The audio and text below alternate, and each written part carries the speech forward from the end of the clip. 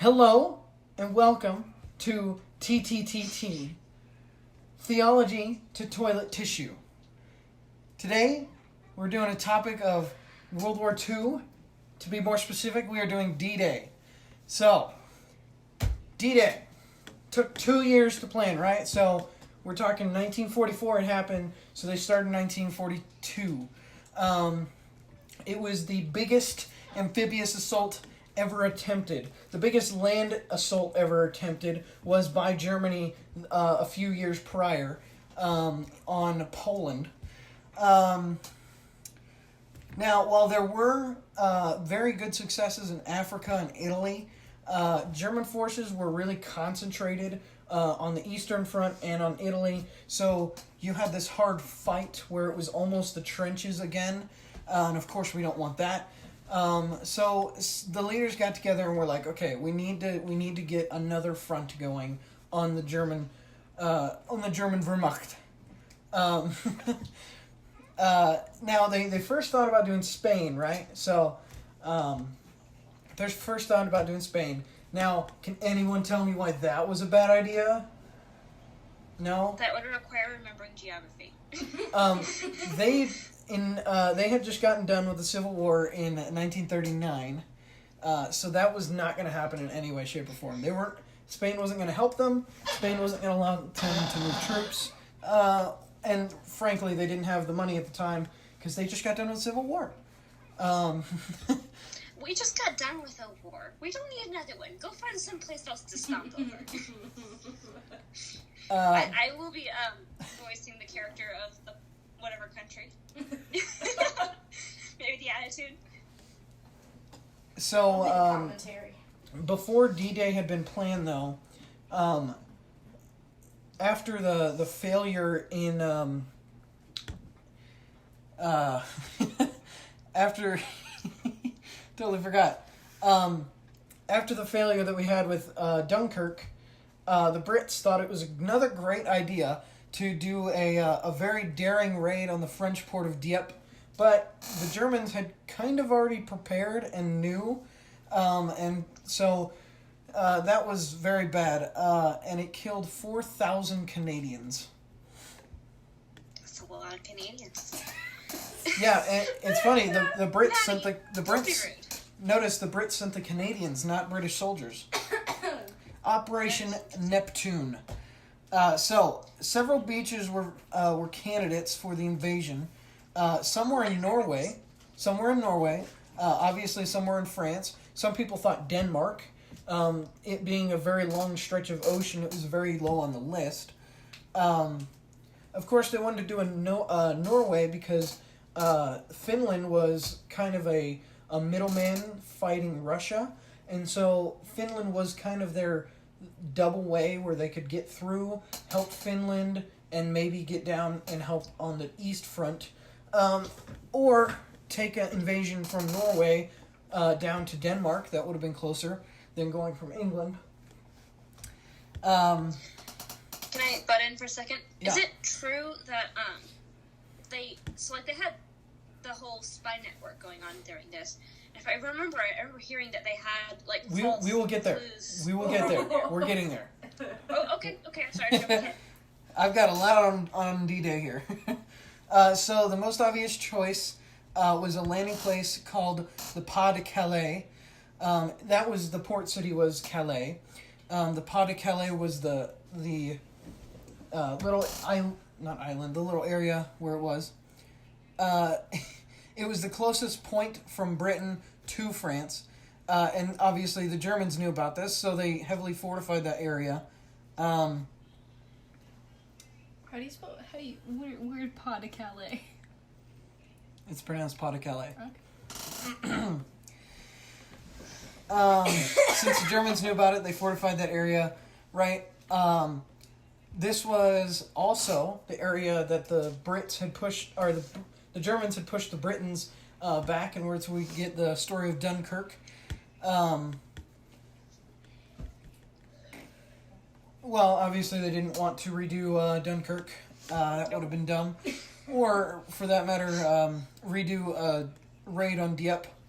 So they didn't want to do that again. So they went with looking for some less fortified beaches, and Normandy was pretty good on that. You had a little port that was near that they could close off when they landed from Utah, one of the beaches of Normandy. They could close off the port and then take it over, and then now you have a port that goes back and forth. But they obviously didn't want to go directly for that port because it was almost exactly like the Pas de Calais. It was very heavily fortified because it's a port, and it would have been super useful. Bless you. Thank you. Maddie is not sick. She's been inhaling her drink. Exactly. The code names for these beaches were Utah, Omaha, Gold, Juno, and Sword. Churchill had purposefully chosen these names because he didn't want, and I quote, a mother to be told that her son passed away valiantly fighting on Bunny Hug's Landing. The British believed it would be a wonderful idea for the invasion, though. Obviously. They had a wonderful idea for the invasion, sorry. They wanted to make the Germans believe that they were attacking on the Pas de Calais. So, through using spies, the British intelligence agency, the MI5, to make sure the Germans weren't looking at Normandy, they made a committee and they called it the 20 Committee. They named this based off of the Roman numeral X, so 2 X's, as in 20. And it was double cross. XX, double cross, 20, yeah. They fed tons of fake information to the Germans. The 20 Committee made an entire network of double agents. So Germany was like, yo, we'll send over some spies to Britain to learn about what their invasion plan is.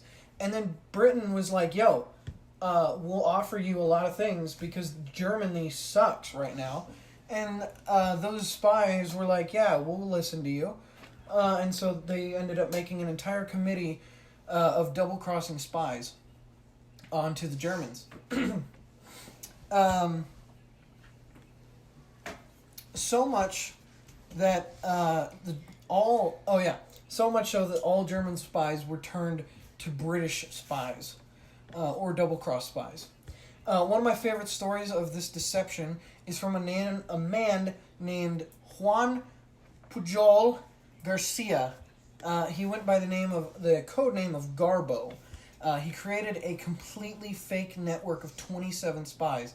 Now, he got all of these spies to get pay. So, this man was making some bank off of the war just from the German army because he made 27 fake spies that absolutely flooded the Germans with fake information. So much so that the Germans actually believed that the invasion would be on the Pas de Calais.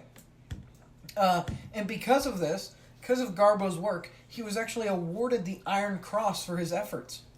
The Germans knew that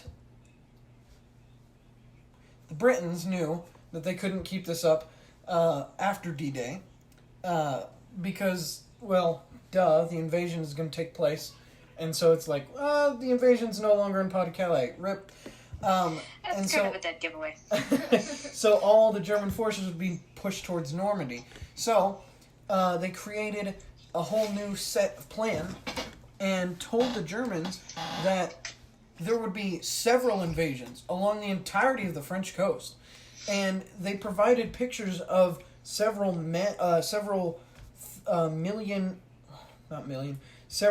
tens of thousands of men. And by the time D-Day happened, you're looking at 1.5 million people just from the Americans in Britain because they want all those men to be overseas over on France within 90 days of D-Day. And on D-Day, you're looking at 3 million men who are just waiting to be bussed over. That's a lot of dudes and buses. But they told the Germans that there'd be tons of invasions across the entirety, And this wasn't known at the time by the British, whether or not they had convinced the Germans. But when D-Day hit, most of the German supplies were left on the Pas-de-Calais, waiting for another invasion force to hit. I'm going to have to go for a little bit. Sorry. I'll just mute. One thing they didn't know was if it had worked. The Germans believed that it... Oh, they didn't know if it had worked. Did the Germans believe that it worked? One day, in 1941, however, British ships stopped a U-boat, and the men boarded found a perfect Enigma code and a perfect code book in perfectly pristine condition. They found this find helped them learn so much on the Germans, and throughout the rest of the war, they were listening in on everything the Germans were talking about, everything the Germans were planning, and it was through this that they found out all their deception had worked, and they knew that they could trust in Garbo and what he did. But obviously, can't just use spies to convince the Germans, because the Germans had planes, and they were routinely flying over to see what the coast looks like and what the military bases looked like. So they called in the film industry. Because D-Day needed all the men... I remember this. Okay, because D-Day needed every single man possible to be ready to be bussed over, they asked the film industry and paid them to make dummy armies, cardboard men, inflatable tanks, wooden planes set up, and they made an entire fake military base on the east coast of Britain to make it seem like they were going towards the Pas-de-Calais, and it sent out a constant stream of jibber-jabber and radio talk and whatnot. That was supposedly encoded, but actually just stuff. So, on one occasion, they bust in some troops, several squads of troops, and it was called, this army was called the U.S. First Army, and the king himself went to go check out the U.S. First, and he managed to put off this look of amazement at how great they looked, ready for the king and ready to pass over and invade into the German Reich. One such was the U.S. First, and the Germans were told that the U.S. First was the invasion force on the Pas-de-Calais. They were told this, and they believed it. The Germans had fully believed that the U.S. First was the invasion force on the Pas-de-Calais. And to help these invading forces, they needed a complete map of the beaches of Normandy, along with the looks of the grains of the sand, too fine of grain, and you'd basically be trudging your any tank that was there would be basically trudging its own trench, and people who tried to move through there would be making quicksand or even couldn't get up fast enough. If the grains were too big, so large grain beaches over by Dieppe, then the tanks had a very hard time moving through them as well. They wouldn't get entrenched, but they had a hard time moving through them, and that's what Dieppe was.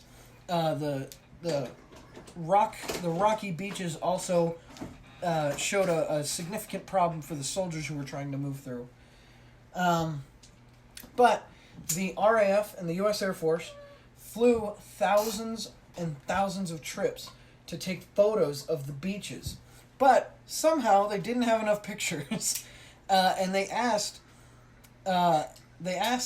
British, American, and some other citizens to send in photos of holiday beach photos, and they tried not to give away that it was Normandy. So they just took what they could and figured out which ones were and weren't Normandy. About the grain of sand, there were two men who went out, and they were, I believe, they were put a mile, they took a boat a mile out from Normandy, and in the middle of the night, when there was no moon, they swam to the shore and took grains to see which size grain it was. And then they swam a mile back out to the boat on their own.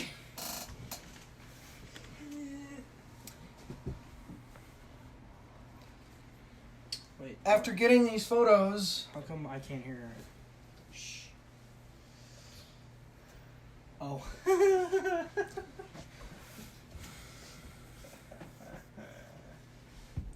After getting these photos from the British citizens, they gave these photos to a toy maker named Chad Valley, and they asked him to make a jigsaw puzzle of the map. For secrecy, he made two of them. He made a real one and a fake one, and he gave them to two men, obviously not disclosing the boxes to what they looked like. And neither of them knew which one was the real one, which one was the fake one, until they gave them to the government. Now, I'm sitting here thinking about this story, and I'm thinking about Churchill and Eisenhower standing at a table with a jigsaw puzzle, and they're trying to figure out how to put it together to make this map so that they can run this invasion. And they're just arguing over which piece goes where. That's amazing. It's beautiful. On Normandy, there was 2,400 miles of coastal defenses. It was called the Atlantic Wall. The Atlantic Wall actually stretched from the border to Spain all the way up to the north of Norway. So you had an entire stretch of this coast wall protecting the beaches from any invasion force. And on Normandy alone, the Normandy beaches alone, there was 4 million mines.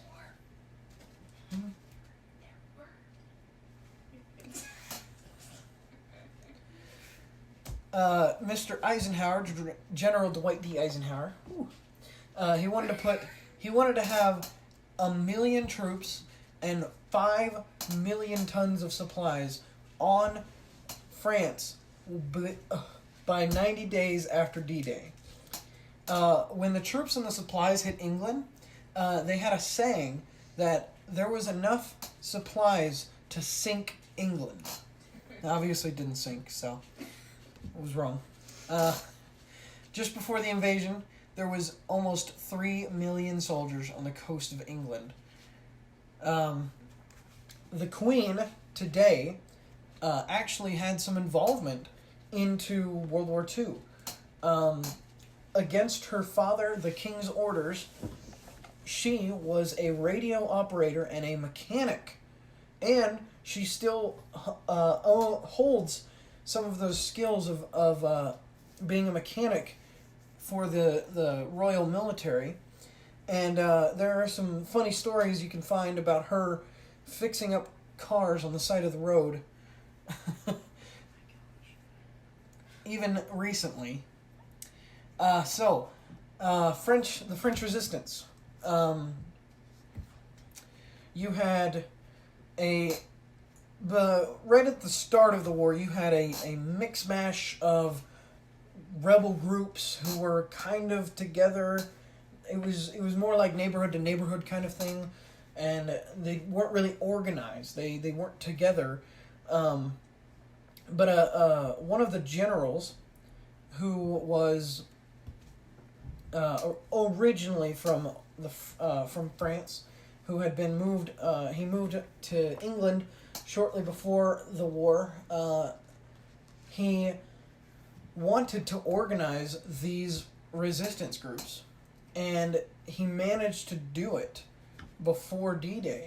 And on D-Day, the French resistance played a good role in slowing or even stopping the German advance.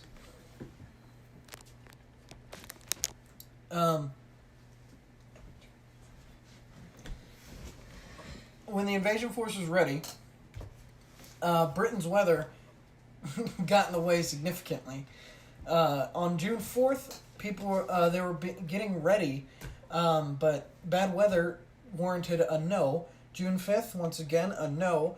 But they were told by a meteorologist that the next day would be good.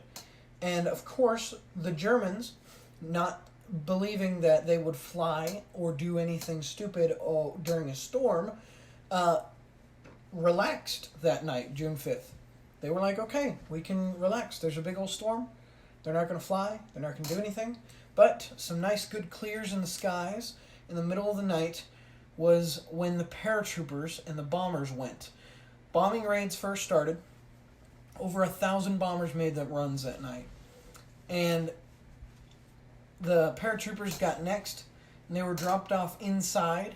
Some of them in the wrong areas because of strong winds. Some problems with miscommunication, sometimes wrong drop times, wrong drop zones. The paratroopers are mostly scattered around, and a lot of them got picked off in the air, sadly.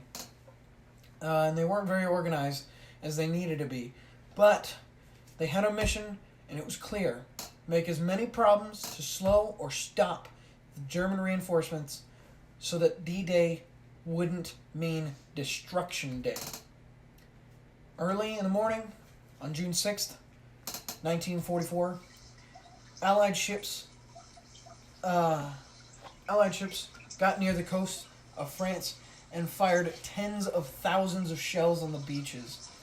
And for some reason, on Omaha, none of that worked.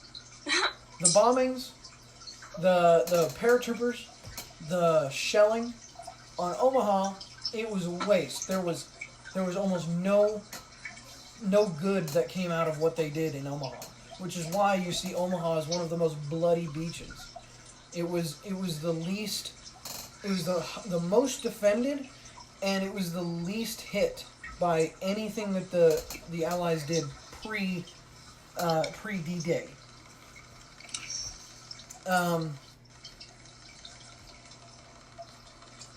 The landings. So, American troops were on Utah and Omaha. Brits were at Golden Sword, and the Canadians at Juneau. Now, of course, you had Australians, and you had several other countries who had joined in the mix, and they were scattered around different areas. Mostly the Australians either went with the Canadians or the Brits. But 150,000 men went to go risk their lives on those beaches that day. And most of the beaches had been taken in a timely manner. But even into the night on Omaha, people were still fighting. By 9 o'clock on Juneau, they had taken it over. So, good job, Canadians. Know how to get things done on time, apparently. Well, you're about to see an even better story. That day wasn't the best, though. Choppy seas threw off many landing crafts, and it's where we get a wonderful story about Utah. Utah was not officially the landing site where they wanted to go. It was more closer to Omaha, obviously, so that they could link up easier. But Utah, where they had landed, it seemed pretty bad at first, because obviously the men were like, whoa, we don't know where we're at. But luckily, there was a man there, and he was the oldest person there, and he was the only general to go and land with the men. This man was named Teddy Roosevelt Jr. He led his men, stating, "We'll start the war here." And as they were going, they realized that the beach they were on was much easier to take and establish a beachhead. So, he rerouted all the Utah invasion forces to where he was. And they took the beach easily. All while hiding... All while Mr. Jr. was hiding his heart conditions. He wouldn't make it through the war. As a matter of fact, he wouldn't make it through the 90-day part of D-Day. but he would be awarded the Medal of Honor for what he did. Other parts of this day being bad were many of the tanks that were sent were put with flotation devices on them, and many of them had gotten picked off, or even the flotation devices faltered, and they flooded or got sunk shortly before landing. So very few of the tanks actually made it. Now on Dieppe, several of the tanks made it, and it was a good landing for the tanks, but yeah, it was a bad landing. On this one, they didn't have very many tanks.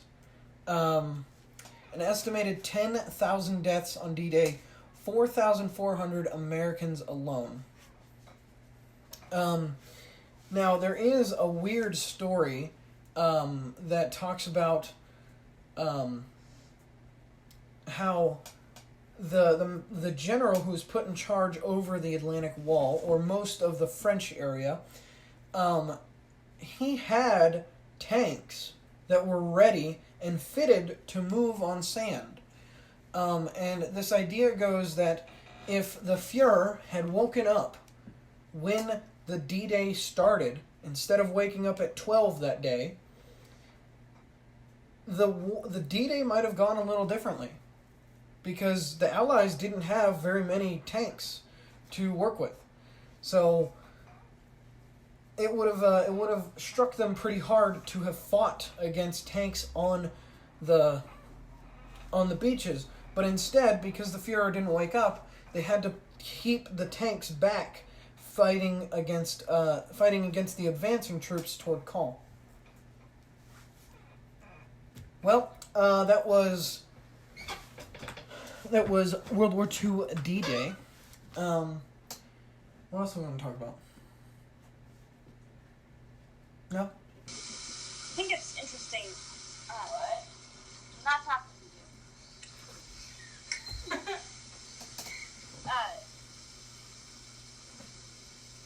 don't know. I just love the stories out of that era. People, it's amazing what people could accomplish when they all have the same goal. And, I mean, you got multiple countries working together, and a lot of the differences got swept under the rug because there's bigger fish to fry. It is ironic that at the end of the war, Germany was by themselves. Obviously, they technically had Japan, but Japan wasn't much of a help being across the world. But yeah, it is interesting to see that by the end of the war, Germany was all on their lonesome. I mean, who's to know? Maybe if they had stayed with Russia, maybe they would have totally taken over. Thank goodness that didn't happen. Not talking to you. The Allies did know after winter set in, Russia had been making hard advancements backward on Germany, and the Allies knew that if they hadn't made a Western front on the Germans, at least politically, the Russians could have owned Europe politically, which would have made for a very different Europe today.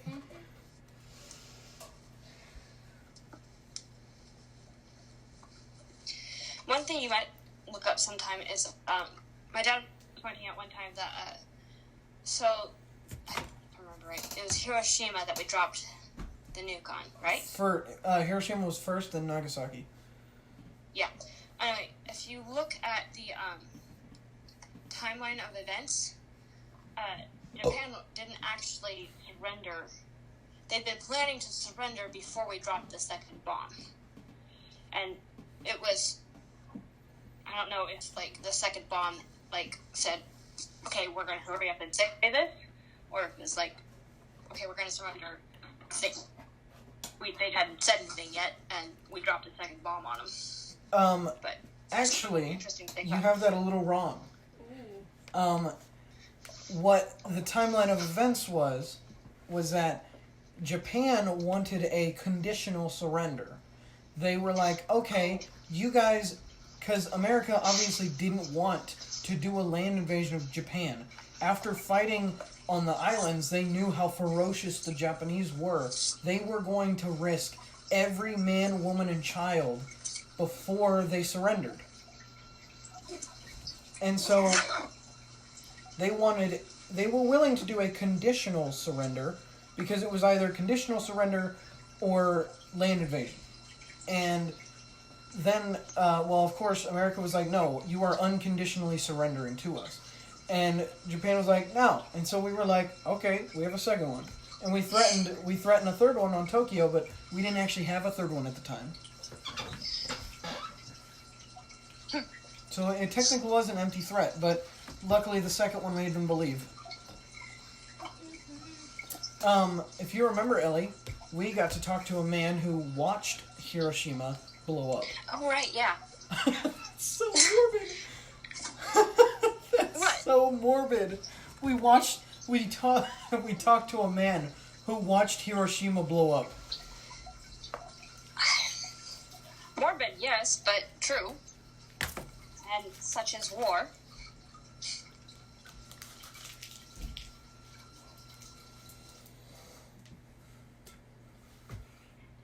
What? This is the recording of the podcast. Yeah. Do you not want to talk Now that anymore? we're done with Sam's two bits, now we can move on to either theology or toilet paper. Toilet paper. Toilet tissue. Toilet tissue. My bad. Or what about fluffy cats? Big fluffy Sorry, I don't want unicorns to dancing on rainbow. Narwhals swimming in the ocean, causing a commotion, 'cause they're so awesome. Narwhals. Ellie didn't grow up with these songs. Oh my gosh. No, not really. Because No. you didn't have any access to internets. The interwebs. The Yeah, no. You only had your mom's flip phone. Actually, it was a slide thing. No, Hey, before honestly, that's then, better. before then, you still had to go through your mother before you had it. Probably true. Oh, that's where I met your mom at Youth in Action, and I talked with her several. Youth in Action or LTC? LTC. Why did I say that? Shut up. I met your mom at Fluffy LTC. kitty. Like I had a proper meeting with your mom at LTC, and I think that's where she remembers me from. Probably. Because she, oh, nice cat butt. So she didn't seem like she necessarily knew me. She knew of you. Yeah. She What are you did. doing, cat? When I first talked to her, she did recognize the long red hair from a description from you. Well, at that point, that's a very what's the word? Distinctive feature. Yes, Maddie. Okay, have you seen Mulan and the Little Mermaid? It has been a long time. We should have a movie night and watch that. So, me and Sam are trying to get a dog, right? And I'm thinking, if it's a boy, like if we end up getting a boy, like Mushu or Flounder would be such a cute name. Well, considering flounder is an actual fish, like a type of fish, you might just something to consider.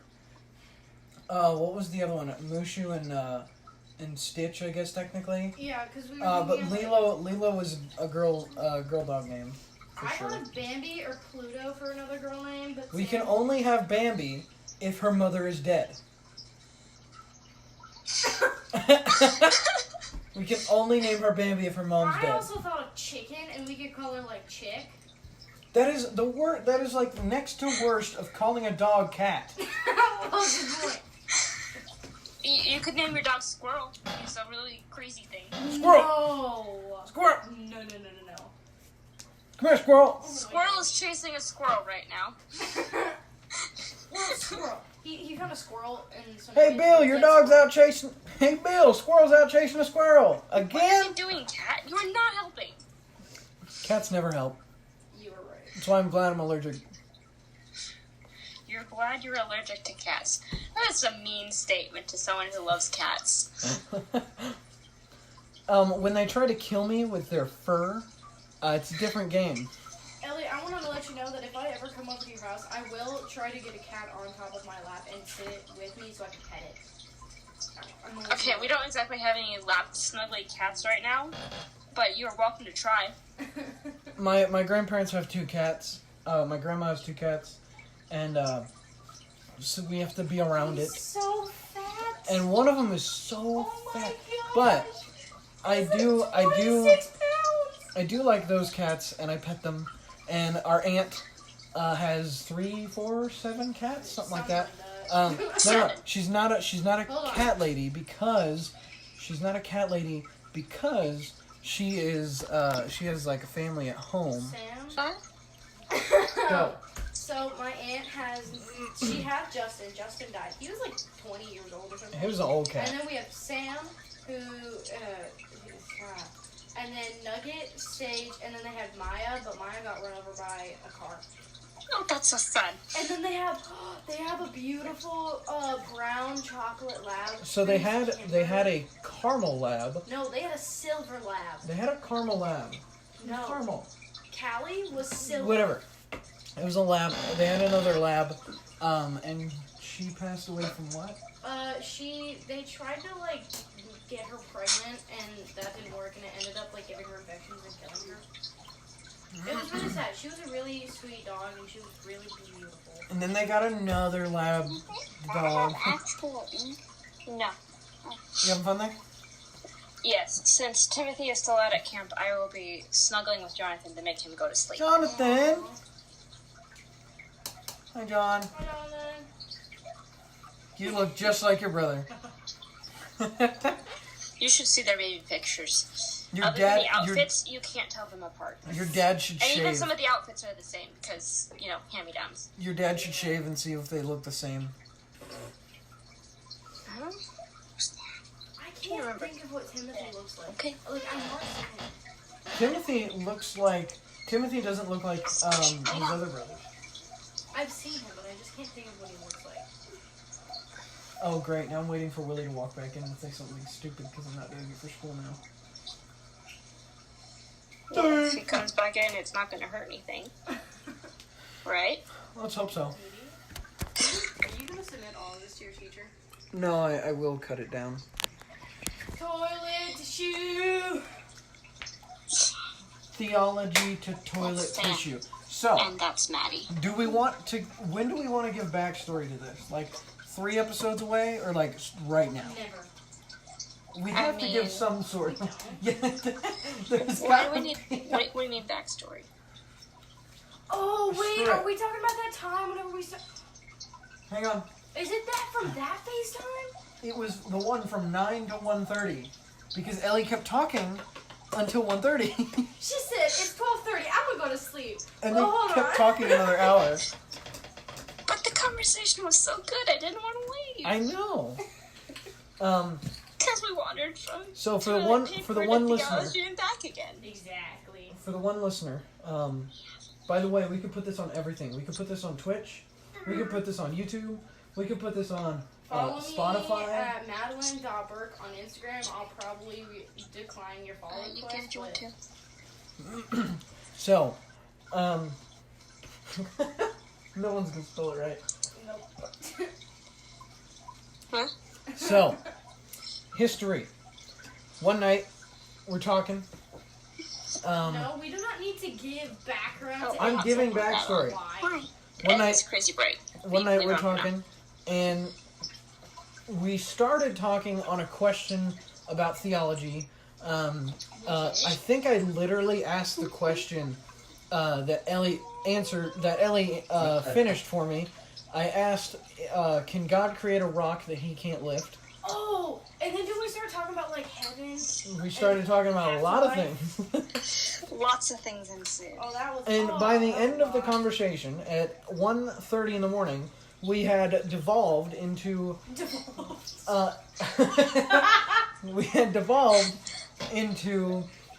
talking about toilet Reminiscing seats. about Oh camp my and how the Toi- bathhouse used to be both sides We Once I developed. house, once I You know voice. what? We can talk about camp specifically, but for right now we're just doing backstory. So we talked about toilet seats from our favorite camp that we go to, but the name didn't roll off the tongue as well. Theology to toilet seats. We thought about theology to toilet paper, but of course my idiot sister comes up with a wonderful name. Theology to toilet tissue. TTTT. It's wonderful. Rolls right off the tongue. Trrr. There's no R's, but I roll my T's. I want a dog so bad. Ellie, Oh my goodness. I don't know if you know this, but your Amaya, your camper, she got a dog like last week, right?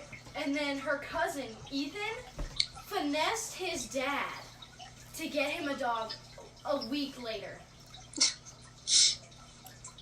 So Okay. the rolling T's thing What? reminds me of a TikTok that I listened to, and the guy goes, "I want you to roll your eyes for me," and the girl's like, "Okay, sure," and she's sitting there thinking about it, and like she's doing like the overtalk thing. Now, she looks at him and goes, "Ay ay ay ay ay ay ay."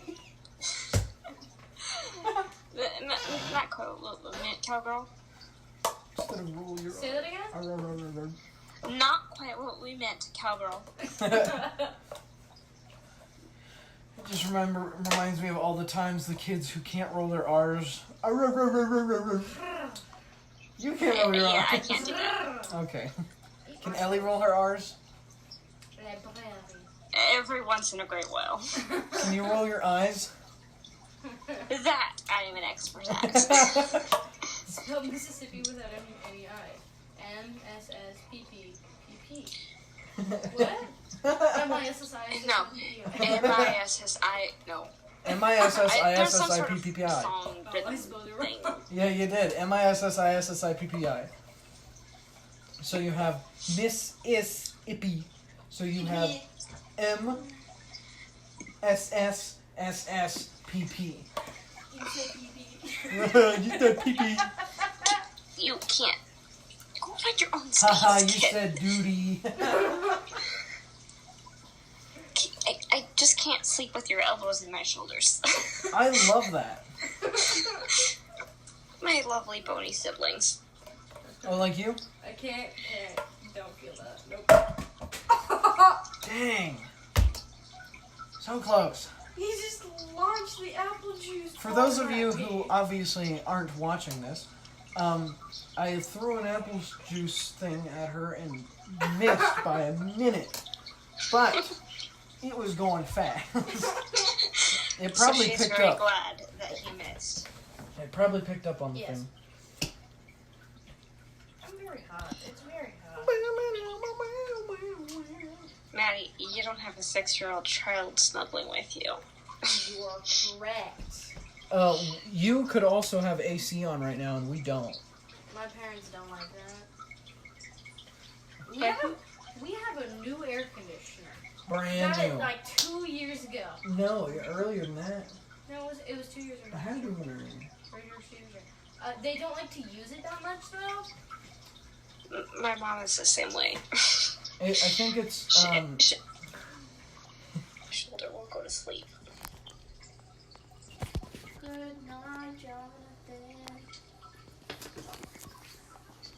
It's hot. Totino's, hot pizza rolls. Totino's. What are you singing, Maddie? It's a song. It's called Totino's hot pizza rolls. Totino's, hot pizza rolls. Totino's.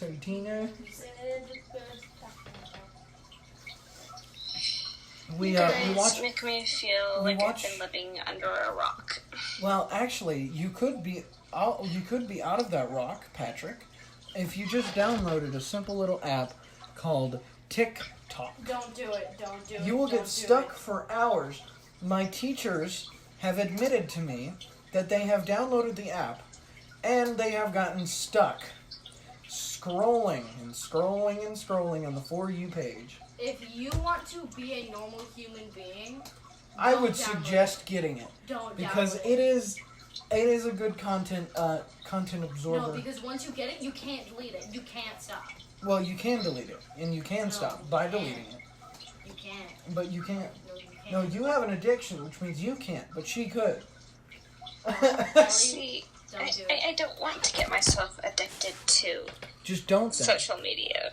Just don't then. Don't do it. Don't. Don't get addicted. It's as simple as that. Don't. I have TikTok, and I'm not stuck on it.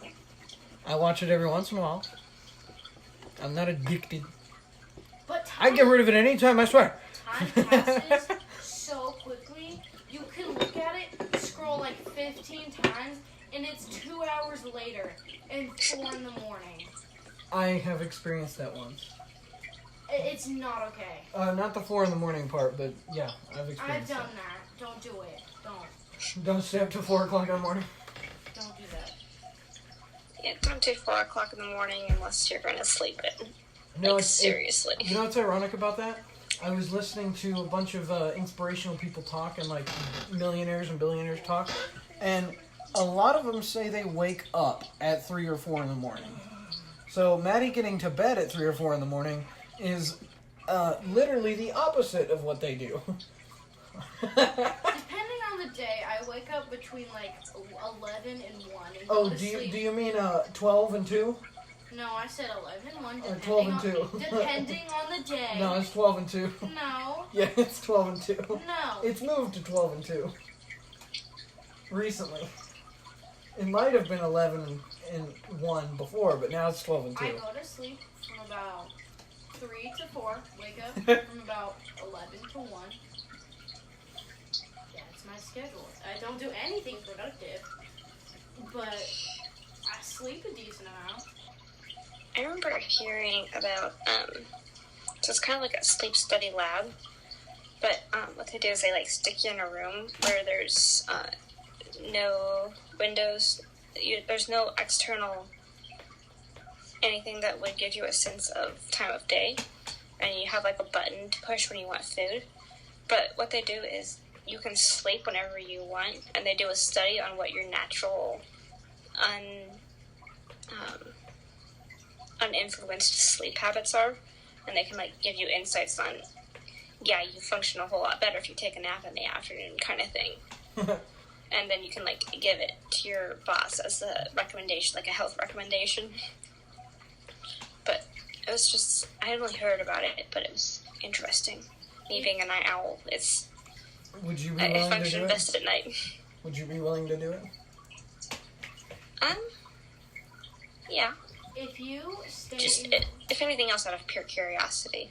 if you live in complete darkness for like a long period of time, your body adjusts to a 48-hour day cycle where you sleep for 12 hours and are awake for 36.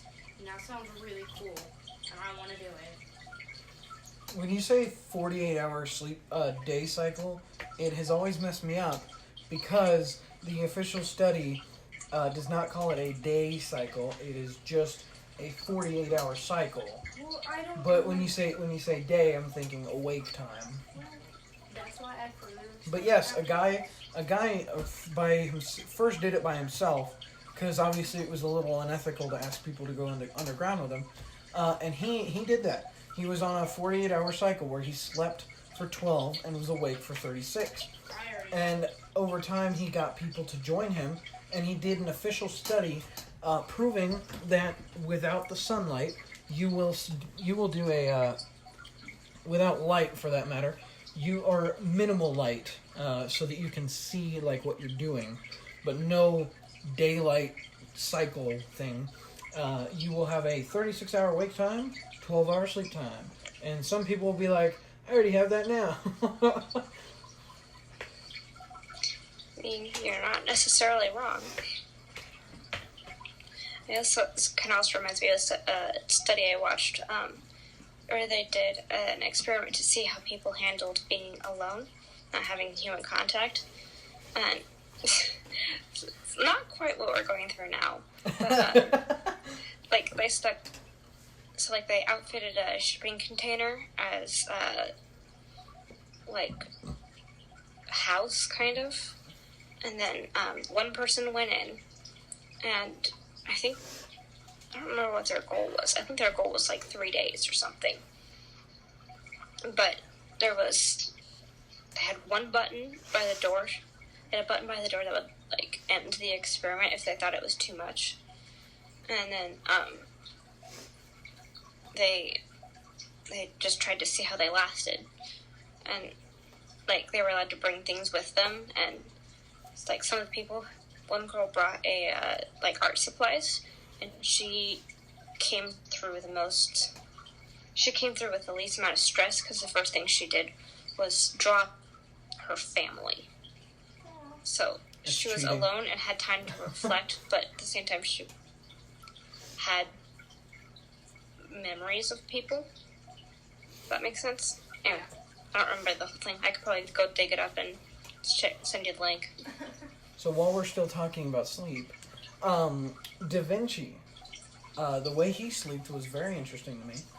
I believe it was every 4 hours he took a 20-minute sleep, or nap if you might call it. I want to do that. And then he was awake for another 4 hours.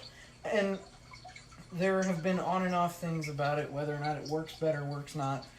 I don't know if it works better for your insomnia, for your sleep deprivation, but it certainly allows you more time within the day to do things, whether you're doing them at night or in the day. Interesting.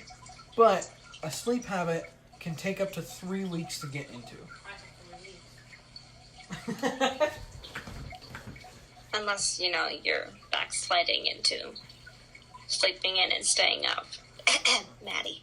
All right, guys. I guess we'll see the experiment that happens with my sister. We'll find out. On what happens to her over time with trying to sleep 20 minutes every 4 hours. Are you gonna actually take up this experiment on your own? Just might. Because if you do, Okay, then, I'm actually curious if you actually do that. If you do, you should totally say that you will over recording, so that we can throw it back at you when you fail. I'm not gonna say. I'm not gonna say that. I might do it. It would be interesting to see. And then my parents would get really mad because we'd be eating dinner and she'd just go off to bed. But the suggestion, and it's how Da Vinci slept, the suggestion is when you go to sleep, you have an area that is completely blocked from light. Your room is not very good. Willie's room is pretty good for that. Your room's not. That'll work. You could have an apartment in there. A studio apartment in their closet. Ellie? Yes? What is your favorite type of bathroom? Favorite type of bathroom? Yes. I was just introduced to a mix between my favorite and the typical Western. So I'm asking what your favorite bathroom is. Like, what would be your dream bathroom style layout? Like, how big would it be? Where would the toilet be, if there was one? Naturally there would be a toilet. That's kind of a necessity.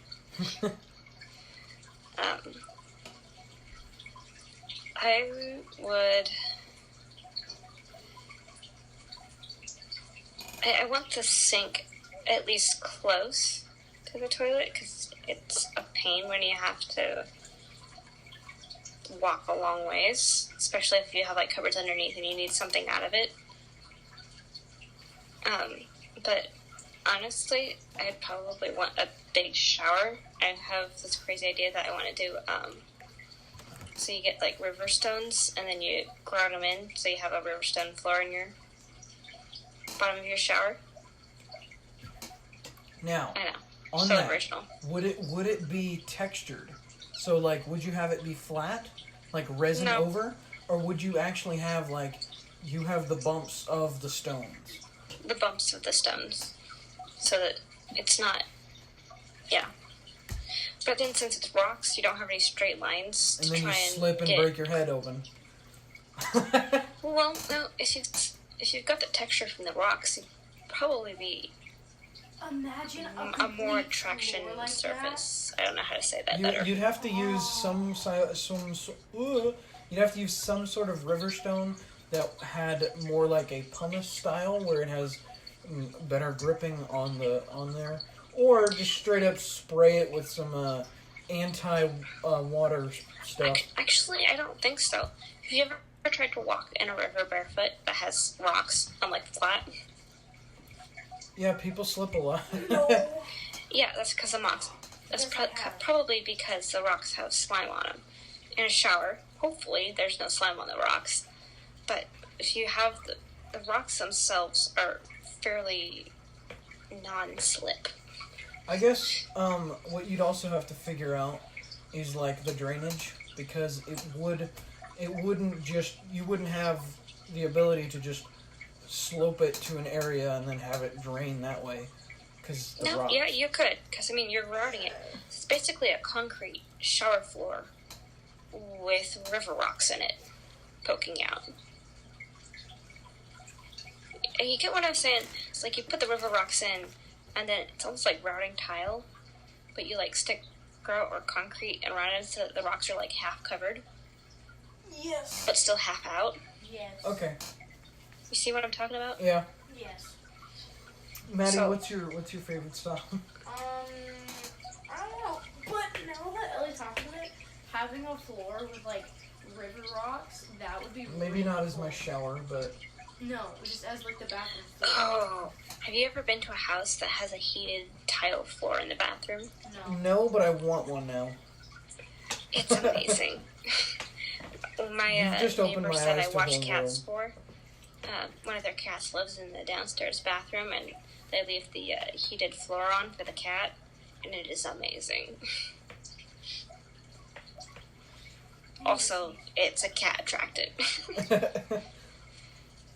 My grandpa once called a cat a thermophile.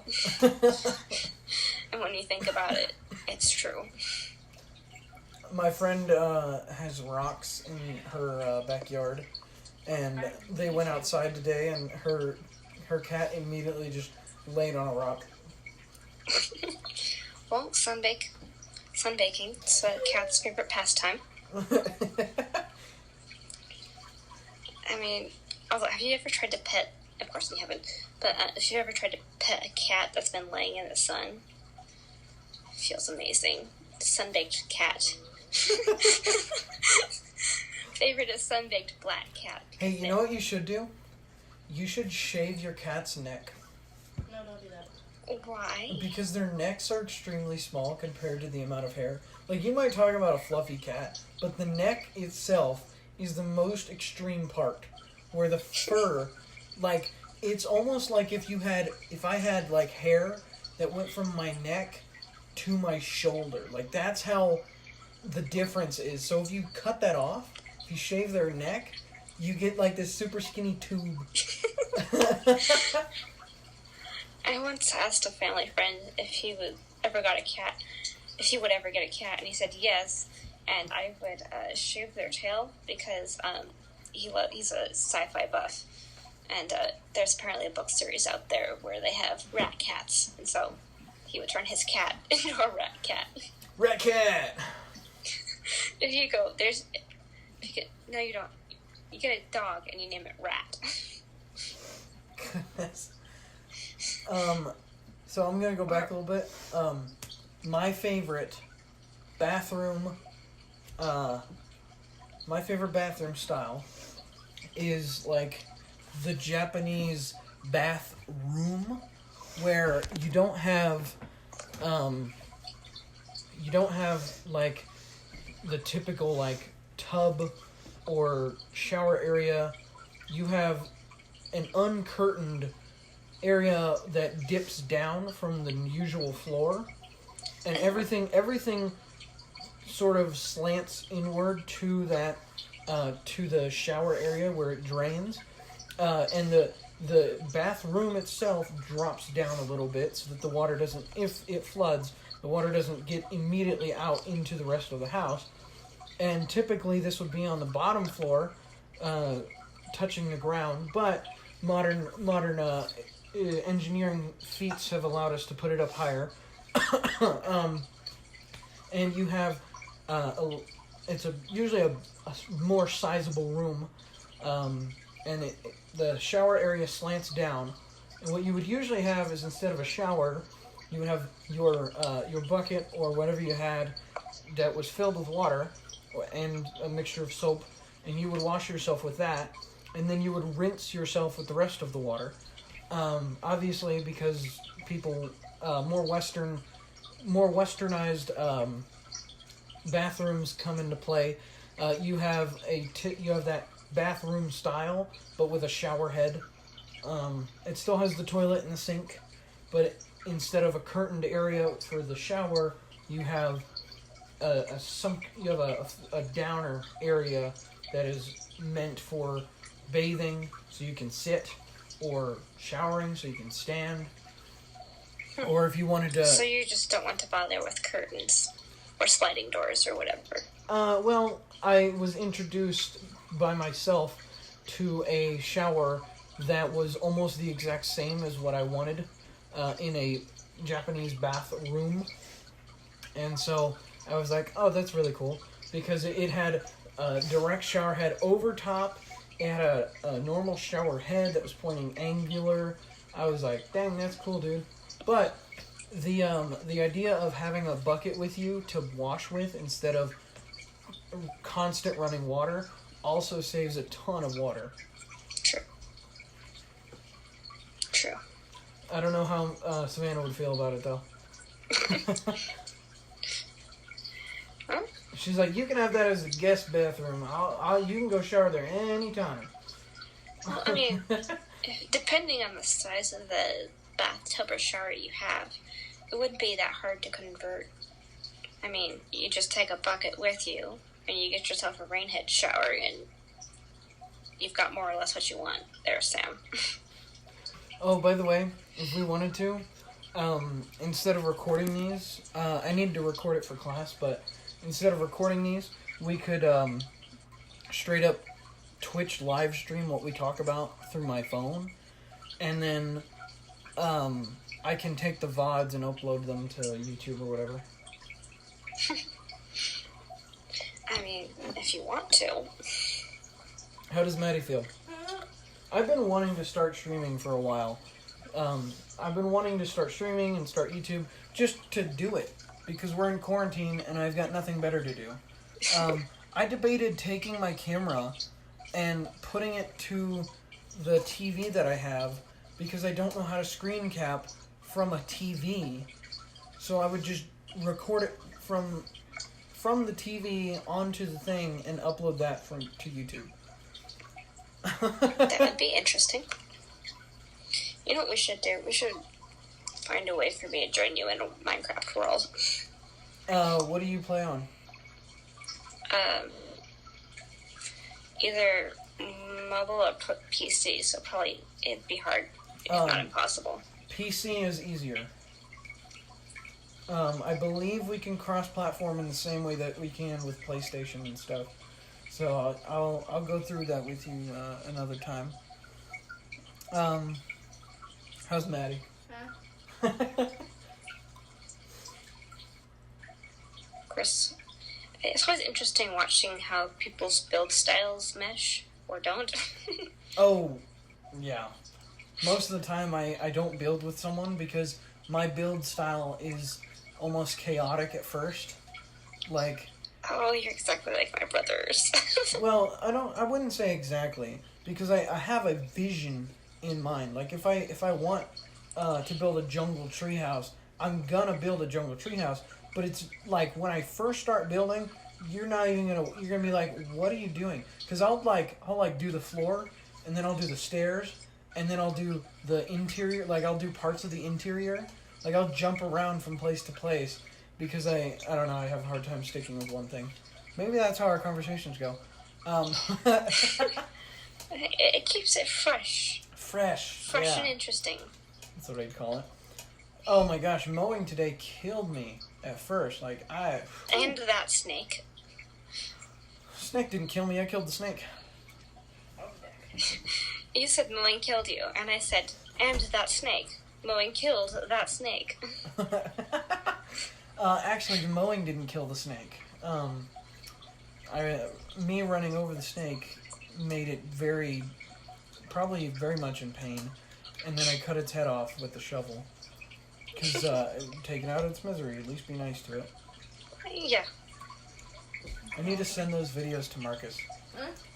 Of me killing the snake, or of me messing with the dead snake. I would never mess with the snake while it was in pain. Kill it first, and then mess with it. So morbid. And then experiment with the residual reflex arcs.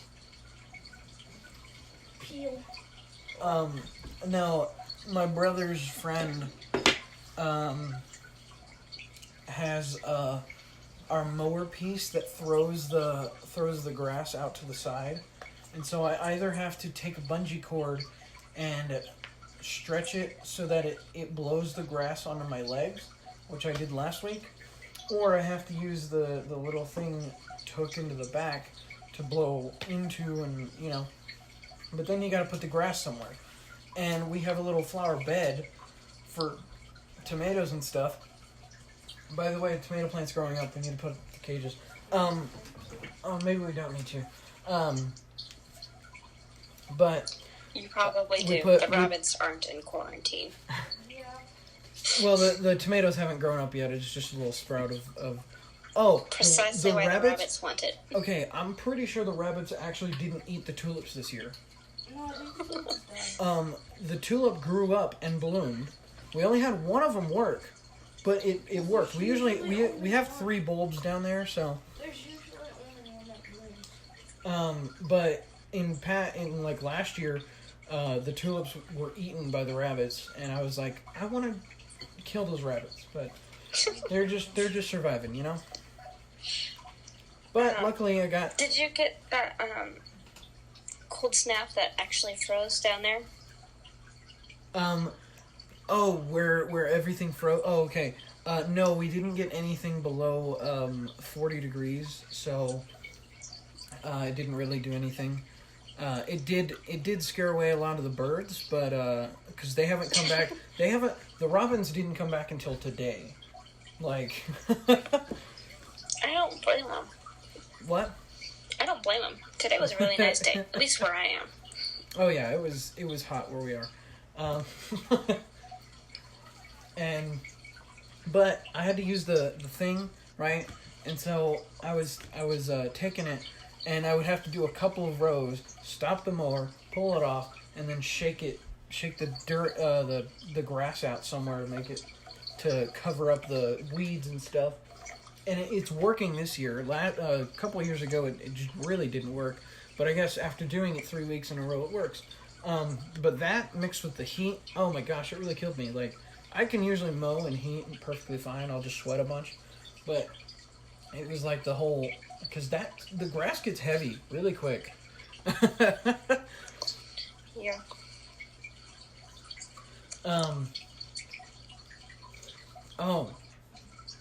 I flung the dead snake body off of a shovel.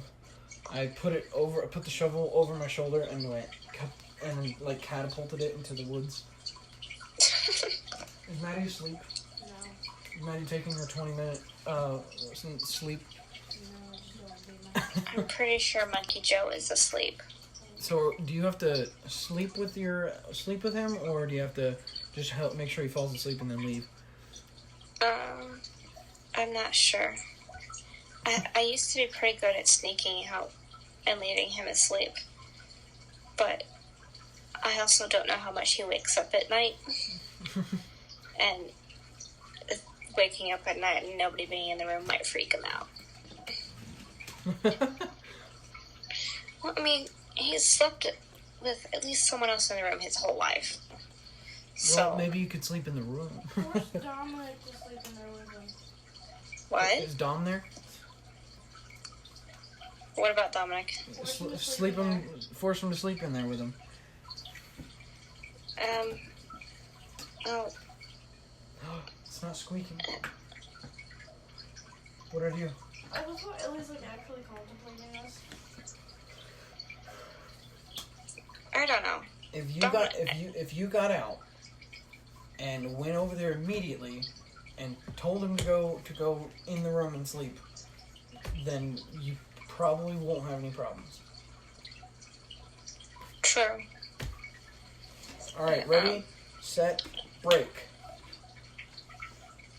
Okay, that means I have to get his head off of my shoulder without waking him up. Grab a pillow. If you put his head on the pillow, you can slide your arm under the pillow. True. But used to be, last year, every morning, when the boys would go to school, so this was before he was going to school, Mom would come in and dump him in my bed on top of me, so that he would sleep in and not be so cranky. Take him. So I've done this for a long time.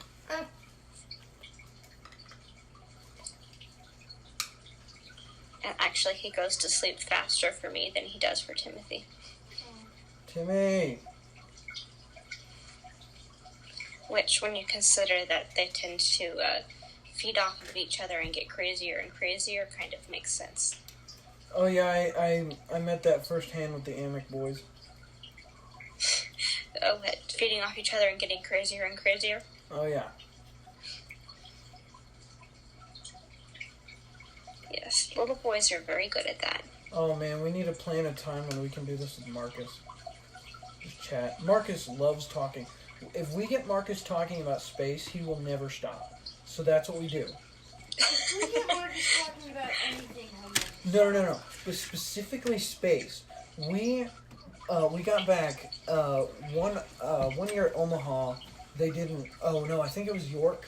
No, I don't remember. We did an earlier release time for the thing, and immediately after getting there, we started talking about space, and we didn't stop talking about space until 3 o'clock in the morning. And we were just talking about space. Like outer space? Yes.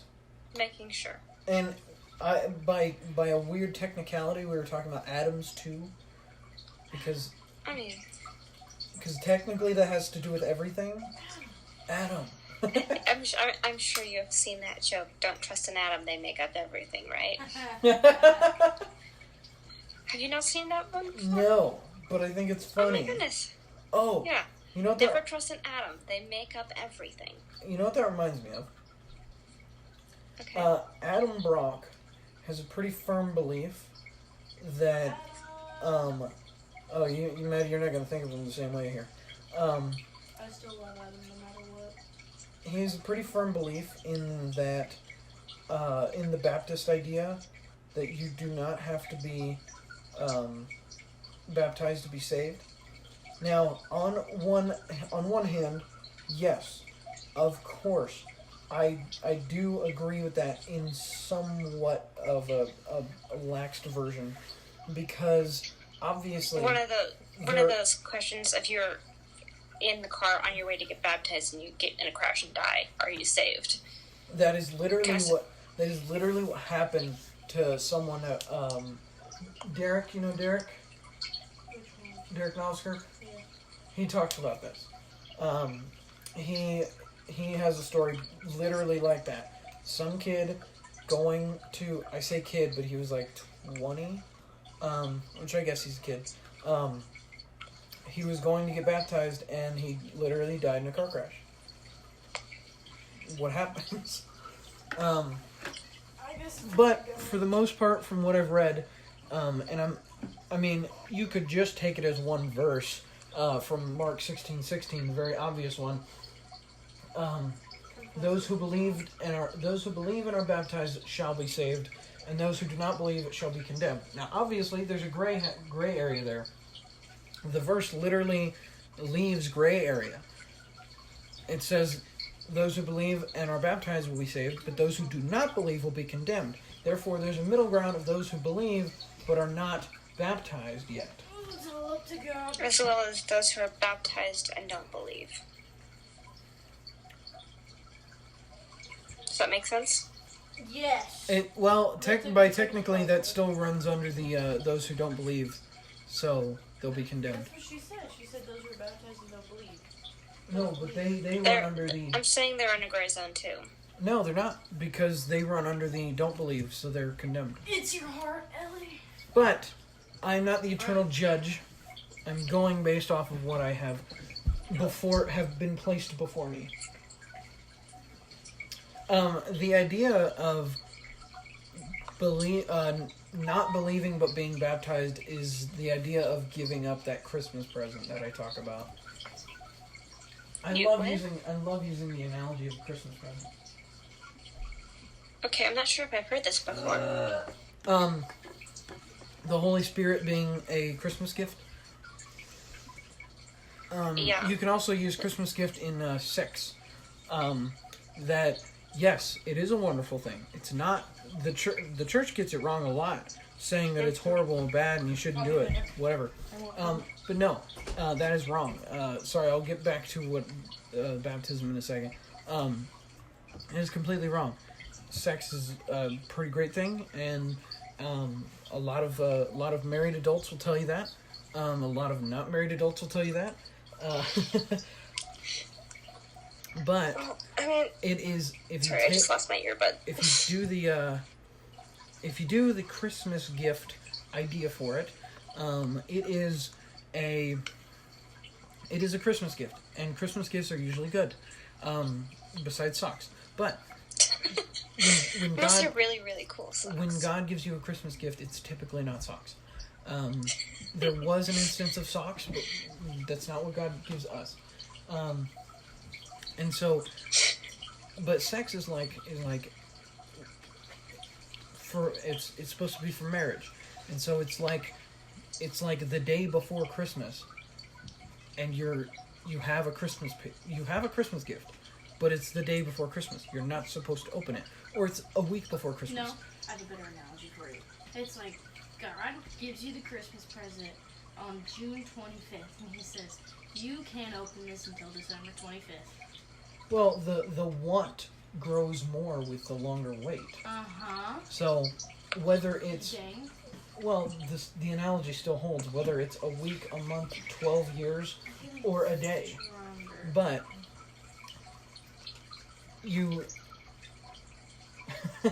you still have that want and desire for opening a Christmas gift, but you're not supposed to until Christmas.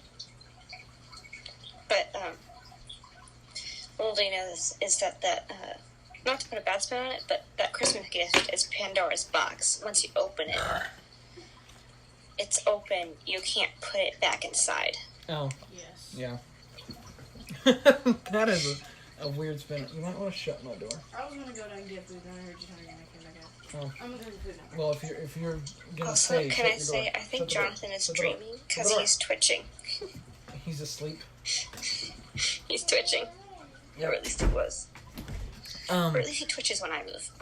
So the baptism Christmas gift idea is different, and I've almost never said Christmas gift, but it's the easiest way of saying it there. It's a gift. It's just like a present for no reason kind of thing. But the Holy Spirit is like a gift that you get. In that when you're baptized, you are given this awesome gift, and it's like the Holy Spirit is like the Tonka trucks of gifts. Like when you're a kid, like the Tonka truck was awesome, and so I can attest to that. My brother got one once, and we discovered that you could stick a whole child in it, and someone would stick a child in it, and shove it across the room, and someone on the other side would catch it, and they shove it back. And they just go back and forth, the kid riding in it. Sorry, rabbit trail. So, yes, it is an awesome gift, and it is a very powerful gift, as we're told. But, unlike the Christmas gift, that is not food. Unlike the Christmas Did you gift, just say it's not food? yeah, she got a popsicle. That You're hot. it is not like the Christmas gift where you can, where you can open it beforehand. Like, you literally can't. You have to be given this gift on the day of your baptism. And I've told this to several people to help them understand a little bit, and I'm surprised it worked. But the Holy Spirit is like a gift that you can't give up. Like, you can't get rid of the gift. It's like handcuffs. And you can't get rid of handcuffs. Or siblings. It's like siblings. No, that is not a gift. When you first get them, and they're these cute little babies, but you're stuck with them whether you like it or not for the rest of your life. But since I just shoved my little brother off of me, so but you can take that gift and you can put it away and never use it.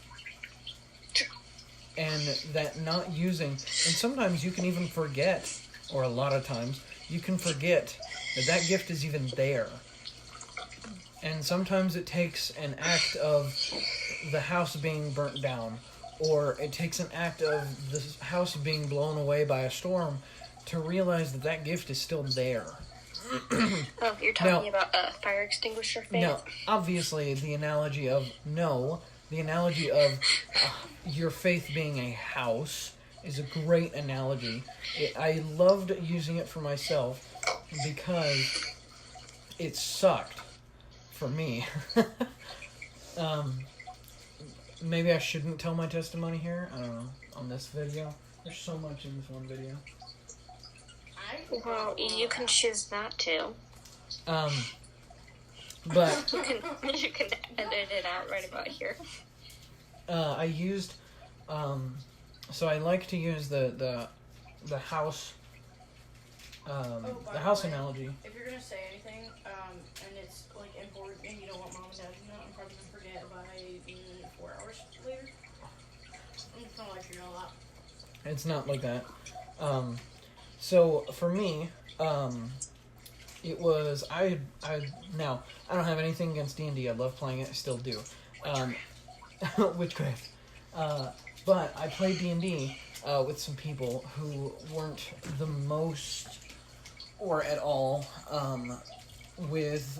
attuned to the belief in any way, shape, or form. So it's not like they were horrible people. They were good, awesome people to be around. I still love talking to them. But they definitely didn't benefit my want to stay in the belief. And I was a cursor. I was a big cursor. Not like the one that you use for a mouse and keyboard, with a mouse. I cursed a lot, and it was bad. And not only that, but I had started to physically hurt those friends, and it was weird because I'd never done that. And when I say I was a monster, I believe that I was a monster. I don't ever want to put sins above another one, but for other people, I wasn't necessarily as bad, but in my eyes, I was horrible. I sucked. And I wanted to change, but I never did. Let me put it this. Can I possibly put it some way? You become the average of the people you hang around. Yep. And so you are becoming like them. But because you're Christian, your conscience convicted you more than them because you knew better. Does that seem right? Yes. You're just becoming like the people around you, but your conscience convicted you more than it did them, to your knowledge. Does that make sense? Well, actually, for a while, my conscience was not convicting me more. If someone doesn't know that they're in the... Wait, hold on, that doesn't work out. Hold on. If someone grows up in a desert and they have no access to, say, grass, we're going to say grass or whatever, okay? And they grow up their entire life in the desert not knowing about actual land. they're not gonna know about actual land or like the prosperous land that we have if they're not told about it. And once they're told about it, they're gonna start realizing how terrible the desert was, and they weren't aware of it. I like analogies. Well, so I was a pretty horrible kid. But that year I went to camp, I got baptized. I was like, okay, I need what is up with my voice?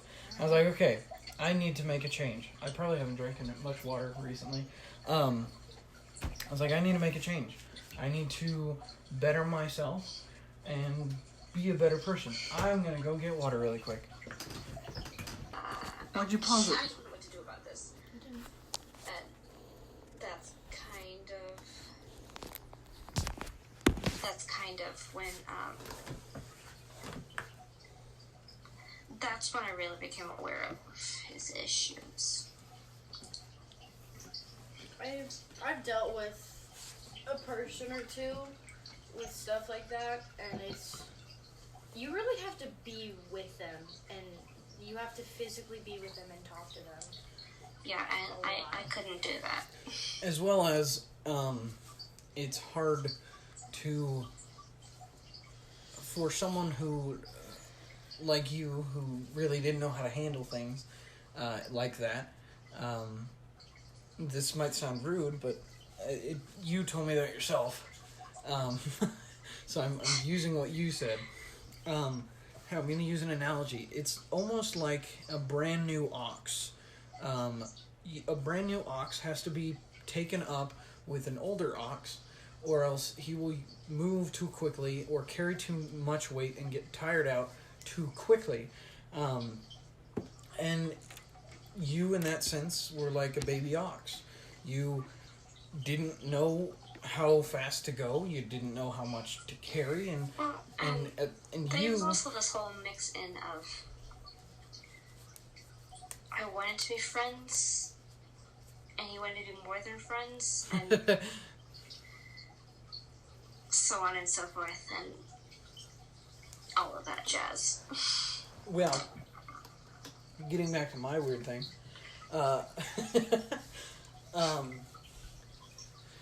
that year I did that. It also kind of enlightened me to my parents a little more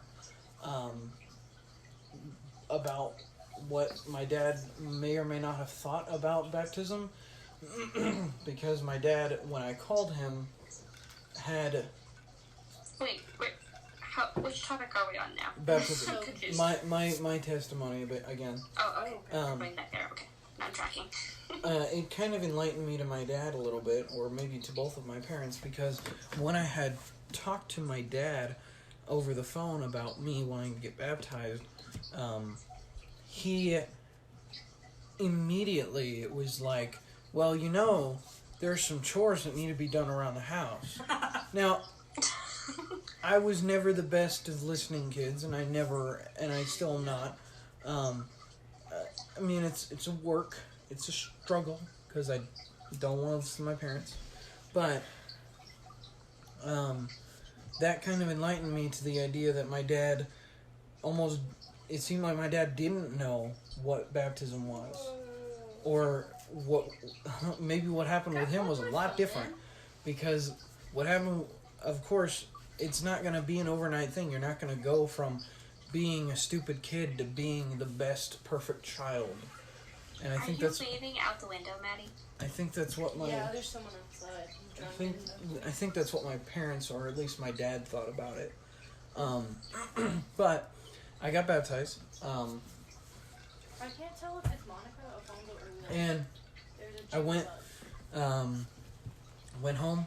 I texted my friends, and I was like, yo, I got baptized. None of them cared. Because it wasn't sentimental to them. For Cooper, it was great. Man, I got a big old hug from Cooper. Oh, that was it. No, that's a story for a different day. Keep going. Because that was 3 years of work. So much went down on that day. Nope. I gotta stop. It's a different story. But what happened when I first came back struck me hard. They had been playing D&D over the time I was gone, which was at the time was 4 weeks of playing. Bro, you're at 89. Which at the time was 4 weeks of us being on. 4 weeks of them playing without me, which is fine because it would have just taken a little bit of catch up, some nice little storytelling from the guys and gals. The boys. And gals. There's 2 gals.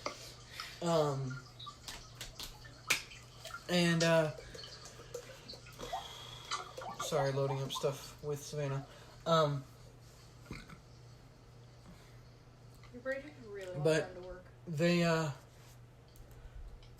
thinking about several different things at once. Focus on one. They basically kicked me out of the friend group, which sucked because it was like 10 people that I had actually pulled together myself the previous year. Second semester of my freshman year, I met this guy, Aiden, who was a D&D nerd, and he loved to DM, and I wanted to play. And, well, I didn't want to play at the time, sorry. I had talked to him, we were in a class together. I'm going too far into something else. Wow. Aiden's a different story. But I had pulled these 10 people together from random sources. Walks of life. And they kicked me out. And I was like, this sucks because I'm the one who made everyone...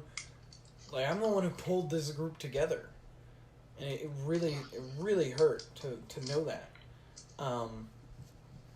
But little did I know, looking back now, that was a big setup for me having to learn how to be my own person. You have friends? Sorry. I should just add that in. It was a big step into me learning how to be my own person and not be an average of people around me. It was a good step for God telling me, look, I want you to be exceptional. I don't want you to be average. And as you might know from camp experience, I'm far from average. Can I just say that I think meeting you and being friends with you was also a big step towards me not being shy mousy nobody. So I think you did a lot of encouraging for me to be loud and proud of my own person. And my own weird self. I'm gonna pause this for a minute. I really don't like it. So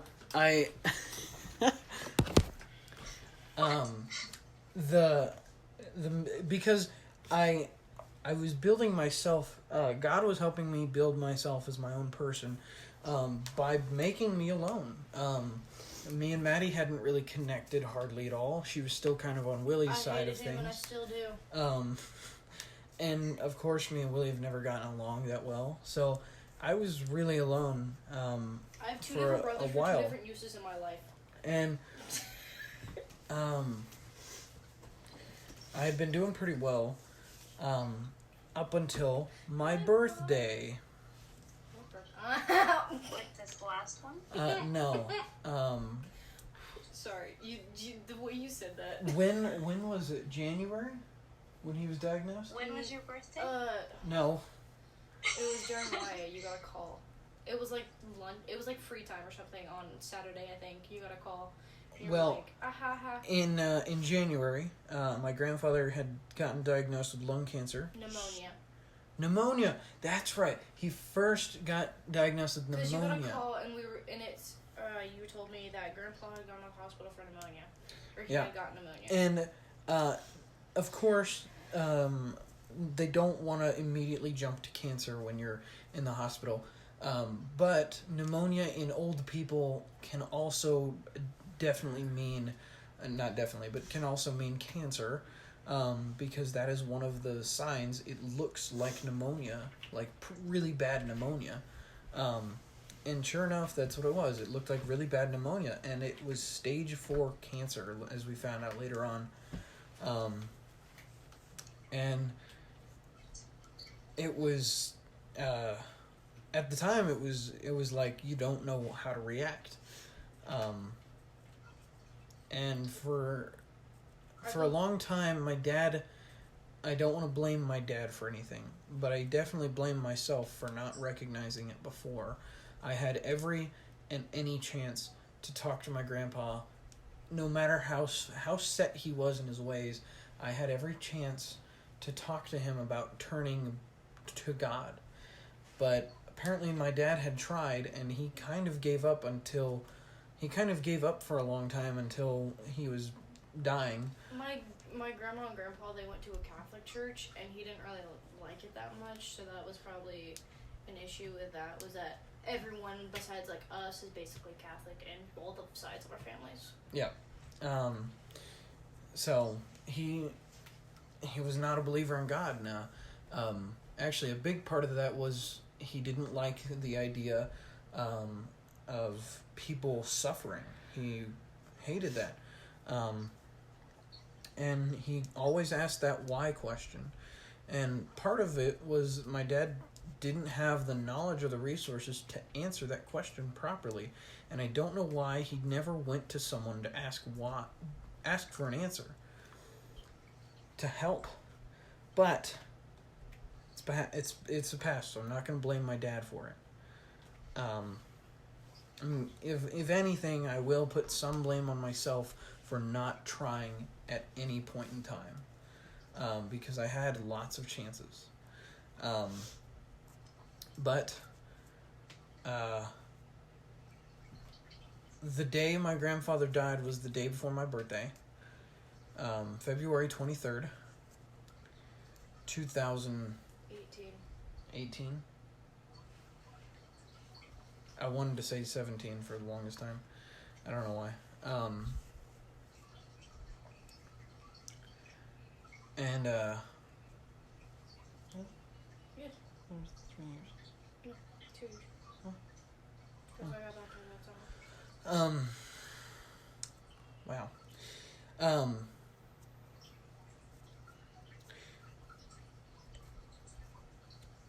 My grandpa, because my dad passed away with Maddie holding his hand. But he also passed away being angry at a God that he didn't believe in. It's ironic, really, that he didn't believe in something, but he managed to be angry at it for giving him cancer. Of course, I didn't blame God for the cancer. Maybe that's just because I managed to explain it away with a lot of different things. I don't know. Maybe that was my coping mechanism, was Agent Orange did it.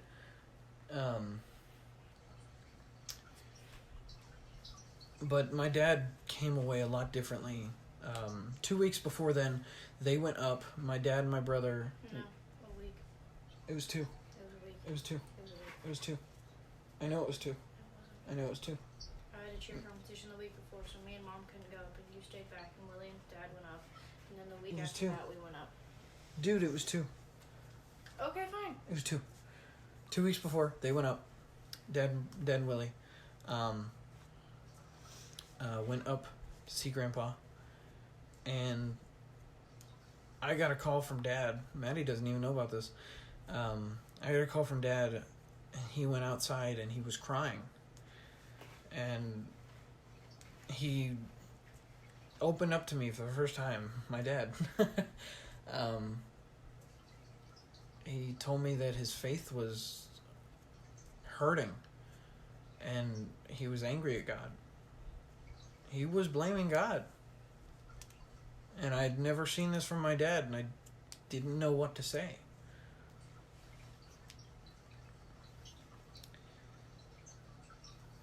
He died 3 o'clock?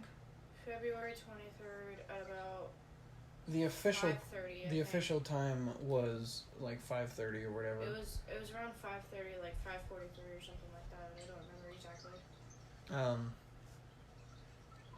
Yeah. That was what screwed my it was sophomore year. That was what screwed my sophomore year in high school. I I didn't get into classes, and I didn't do any of the homework, and my teachers never cut me any slack for it, and so that was fun. And a lot of my teachers kind of expected me to suck it up and just keep moving forward. Yeah, that was pretty great. It's hard for me to pick away a lesson at what happened there, even now. But what I take from it now, I had gotten a tattoo on my left shoulder, and everyone had gotten this tattoo, but I got it on my birthday, so the day after he passed away. I turned 16, we went to Omaha, and I got the tattoo, because Nebraska allows it at 16, and at the time I got the tattoo to honor his memory, of course, but now, as I look back at it, that tattoo is a reminder to me, and I wish I would have gotten it to the inside of my eyelids, because it is a reminder to me to not leave the faith. It is another reminder besides the vision that I had to not leave the faith, because I potentially will never see him again unless I leave the faith. It is a reminder when I look at it, and it sucks, but it's good. And I think about it during certain times when I feel like about to do something sinful, about my grandpa just going, "Don't do it. It's not worth it. I was wrong, don't do it." It sucks. Can I just point out one thing? I see myself doing this, but you need to give yourself some slack, because you're thinking with the mind that you have now. And I always catch myself thinking with the mind I have now, looking at what I did then. And you are who you are because of what happened then. And so looking at how you should have responded is not always good, because you've grown more since then and you would handle it differently. I did say that if I did any blaming, it would be on me, but I haven't done any blaming. So I never did actually blame myself for not doing it, but I do recognize that I could have done something, which is an eye-opener for me to say, "Hey, idiot, next time, do something." Well before they go on. Next month, March, my brother looks me dead in the eyes, says, "I don't care. I don't want to be there anymore. I'm not with the church." That hit me, because at the time, even though Willie wasn't the best with me, he had been going to the youth rallies. Now, I recognize now that he'd been going because he had friends, and that was kind of it. He went there for the fun time and the time away from school. But obviously I looked up to him. And so it hit me. And the lesson I can take away from that is, once again, me being my own person. Because I always followed in my brother's shadow. I always did what my brother did. And for a long time, I wanted to do what my dad did. I wanted to be how my dad was. And then I wanted to be what my brother was. And I would always follow in his footsteps. And that made me realize I needed to be my own person. Because I couldn't be Willie anymore. if I kept being Willie, I was just going to follow him down the rabbit hole. And that whole year was a constant reminder of lesson after lesson after lesson of be your own person. Don't be average. Stop being average. Stop being the people around you. God kept telling me with a smack in the face, stop being average. And every time I think about the analogy of a house, of my faith being a house, when I was baptized, God said, we're doing it all over. We're not going to leave any scrap here, any piece of foundation. We're going to run this through and redo it from the ground up. And anytime I think about me being in a neighborhood, my house being in a neighborhood, it is the most outrageous looking house. It's the house from Hello Neighbor. It's got stupid parts everywhere. It's got a pool in the 3rd floor for no reason. It's got polka dots as its paint.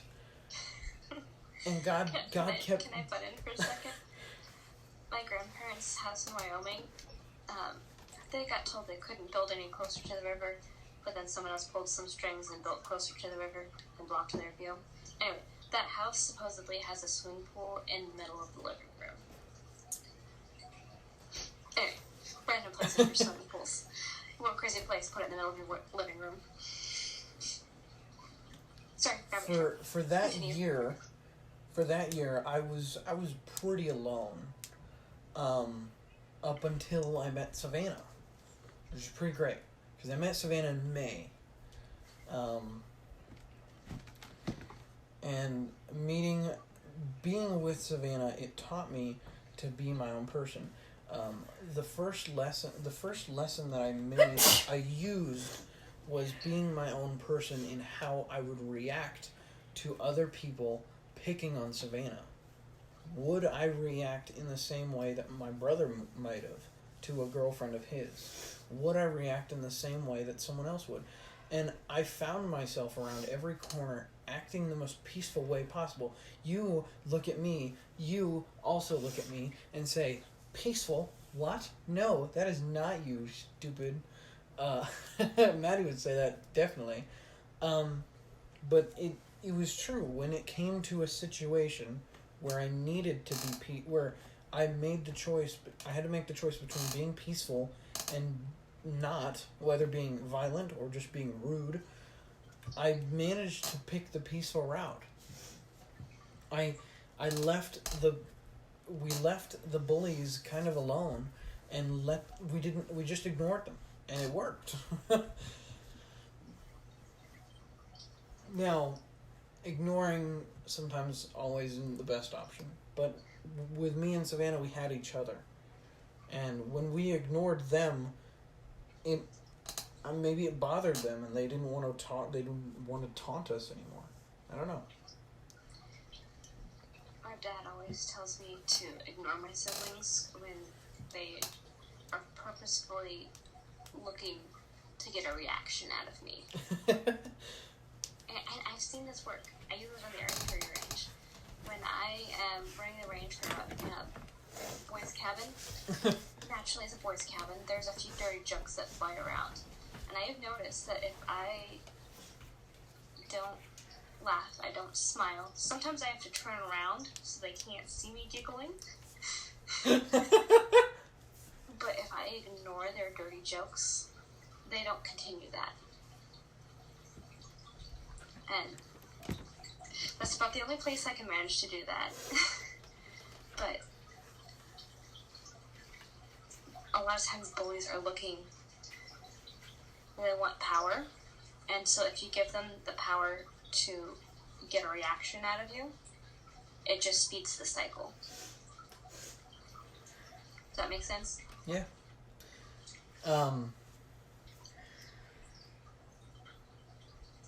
Yeah.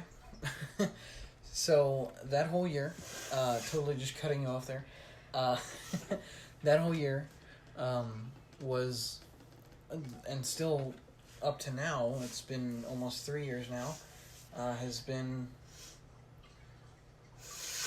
yeah. It's been 2, bud. Since I've been baptized. It's been 2. Almost 3. Oh, baptism 3. it is still going, teaching me to be my own man. And that is what got me. I literally picked out the lesson of what God wanted me to do today. Letting you know that. Just picked it out.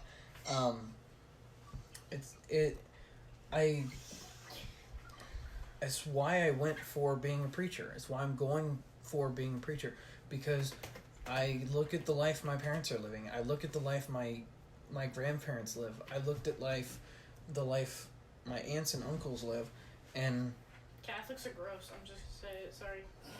Well, besides that, just how they lived with what they did for their job. My parents still hate their job. Almost everyone hates their job. I don't want to hate my job. I want to be somewhere where I'm different. I can be my own person. And I have that ability in doing preaching. And I watched 2 videos last night that made me change my idea on how I look at certain things. And one of them was from Arnold Schwarzenegger. And he said, why do you have a plan B? If you have plan A, shoot for it.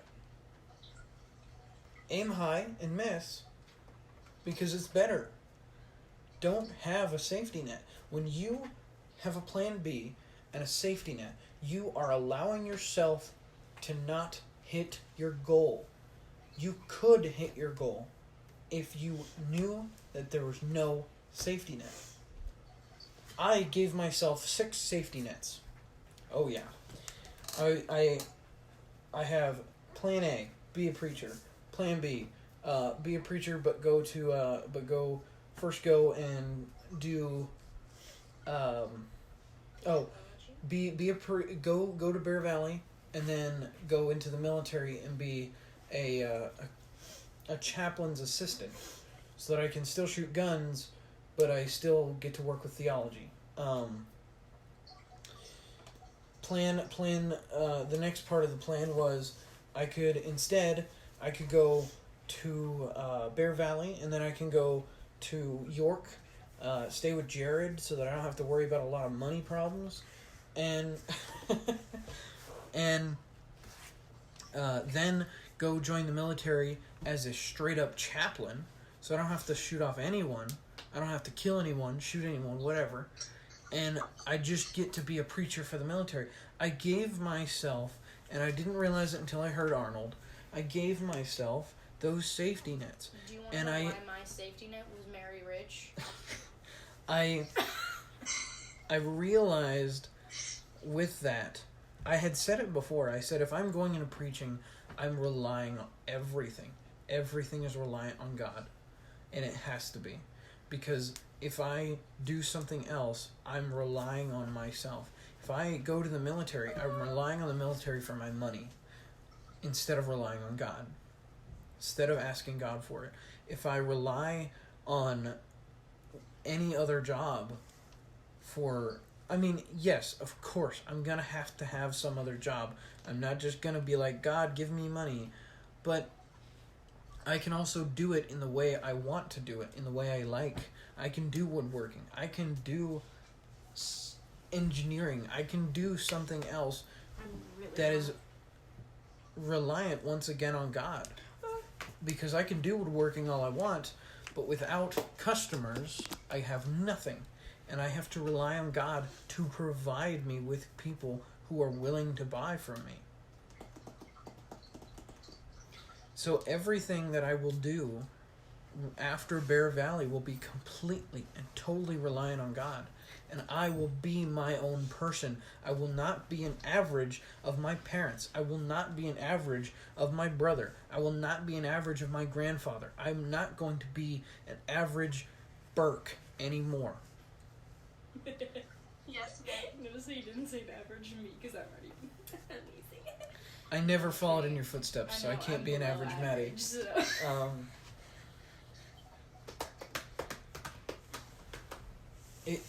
It almost reminds me of our name. Burke. Burke. Dumas. The That is not our last name. I The know. background of Burke. The background of Burke comes from the Holberg, which comes from a Scottish name, which has its roots in a German word meaning fortification. Sorry. To fortify. And it's almost ironic to me that I think about that, because walls are average. Fortifications are average. Back in that time, they looked the same, stone. And now they look the same, wood, metal. Walls are basic. I do not want to be a basic fortification.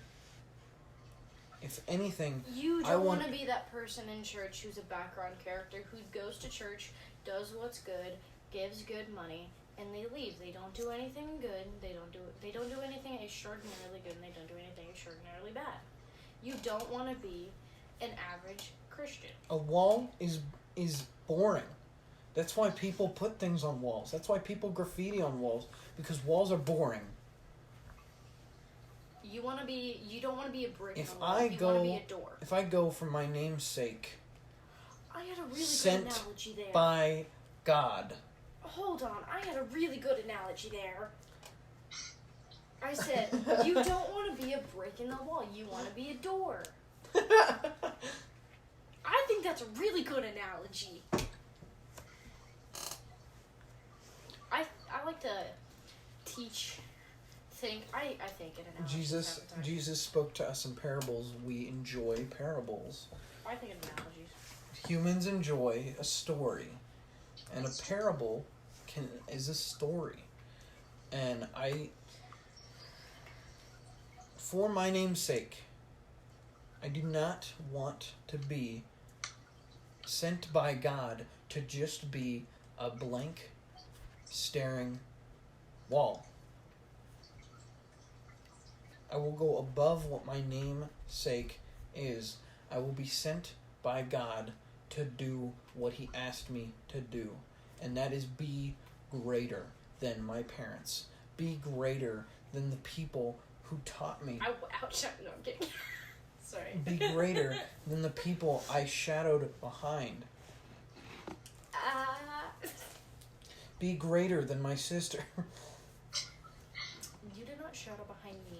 Now, see, Maddie, what you have to do now is outdo him. Exactly. I shadowed behind you. Everyone, Dom, are you kidding me? I I think will outshine you. How? I don't know, but I'm gonna figure it out. I think I want to stick by this. I said it at senior camp in front of the boys. And I think I legitimately want to stick by it. What we were asked, I can't remember what his name was, but we were asked by one of the teachers. He was specifically a boy teacher at senior, and he said, "I want you to tell me the things that you want to accomplish before you die, the things you want to have before you die. What will satisfy you before you die?" And he goes, "Yes, a church teacher is fine. You could say, all I want is to be a good Christian for the rest of my life, and that'll satisfy me, because material things don't satisfy me. Whatever.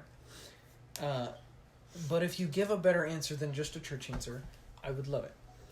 And I sat thinking for a while, and I thought about writing several different things. I thought about saying I want a wife, I want kids, I want this, I want that, I want to be able to do that. My future is based off having a husband. But when I thought about it, Maddie based her future on having a husband and children. This might not happen, but I can dream. I can dream, Harold. I looked at what I could do, and the powers that God gave me, and I wrote down, I want to be able to baptize 10,000 people before I die. So many. 10,000 people. That's a lot of people. Call me when you get 10. I'm at 2. It would have been 3 if Joe hadn't gone with the speaker. I've been 6 months of working with Joe, and she went with the one guy who was there that day who is very inspirational. Okay, don't look at me or anything. I don't have an actual grudge against that. She was baptized, okay, and we're so The happy about selfie it. that they got afterwards was so cute, though. But, goodness, I wish I would have knocked it into her head that she can't be stupid. Because I try to tell that to a lot of people. Shania knows it best. I said, she did something dumb, and I said, "What'd you do?" And she told me what she did, and I said, "What did I say?" And she goes, "Don't be stupid." I said, "So why'd you be stupid?" And Yes, Maddie. Joe... No, hold on. Ellie, do you remember 2 years ago at camp we had a lifeguard and her number one rule was don't be stupid? Yeah, that was Emily Clark. Okay. For some reason I feel Just like I like- dropped that. Okay, you've been here a week already. My rule is don't be stupid. So you listen to me. Okay, you can keep talking. Joe, I'm gonna be honest. Joe's being stupid. When she went back to school, almost like instantly, she just kept going back to her same way. I'm gonna say something. She- No. I have a really good thing. Okay, so my dresser. This has a point. My dresser. Okay, I've had the same dresser. Shut up. I've had the same dresser for over like 10 years. Okay, and it has been a disgusting. You're 15. Mess. It's been 15 years. No, I've had it whenever I like 4. Okay, it's been a disgusting 15 years old. mess. Okay, but I decided to clean it over spring break. Not because disgusting as in like moldy or sticky, It or was just maybe a little bit so sticky, much crap, but and it was. stuff was on it. I didn't like it, and so Crowded. I'd always kept it the same way. I had these 2 little like boxes on the sides, and then I had a little jewelry box in the middle, and I kept it the same way. I kept piling stuff on in the same way, and it wasn't working out because I cleaned it and then it would get messy, and I think I cleaned it a total of like 3 different times my entire life, including the last time over spring break. And I cleaned it, but it had just gone to the same thing. And then the last time I cleaned it, I moved stuff. Like I rearranged it differently, but it hasn't piled up the same. And you clean your house. Like for us, we're very messy people. I don't know how it happens. It just happens. I literally don't know how it happens. We're all very But, messy. No, whatsoever. If like we clean our house, like we'll clean stuff, but it'll go exactly back to the way it was because we keep stuff in the same way. Now We have you the might. same- hold on, I'm not finished. We have the same environment. We keep stuff in the same way it is, and so we go back to our old habits. But if we change stuff up, if we move furniture around, if we take away stuff, if we do whatever, we have a different environment, different tendencies. Sorry, I just. Oh yeah, I my just- room has been a lot cleaner compared to what it Oh, your room was. before was disgusting. And it was funny once again to prove that analogy because my room had been the same way for umpteen years. Lightning McQueen, bunk bed, and a couple. About 17. I'll go 15. 15 to be exact. You do better than me. And my room got changed up. Thank you, Maddie. You're My room got changed up. welcome. I got blue walls now. Super calming blue I did walls, not by the like way. painting the Oh, it's walls. freaking amazing. I did not like painting the walls. I got a new bed. The bunk bed is gone. My bed's in a completely different spot. This was difficult to build. And my room has been, like, over the course of time, has been kept cleaner than I have ever gotten my room before. Like, right now, it's a little messy. I'll admit it, because I haven't cleaned it in It's a little actually bit. decently But clean. it is cleaner than my room has ever gotten, even when I went and cleaned my room. Good job. It's so hot in here. Oh my god. Jolyn has not changed her room. Going back to the house analogy, because once again, that works with this analogy. You have to change something. You have to. I do good But- things sometimes. When it comes to a baptism, God is not going to force that change God is bigger than necessarily. the demon. He's bigger than Godzilla or the monsters God is if you tell God no in your life, He's actually going to listen, because that is your choice to say no. If God comes in with a whole demolition crew, right? It's kind of scary.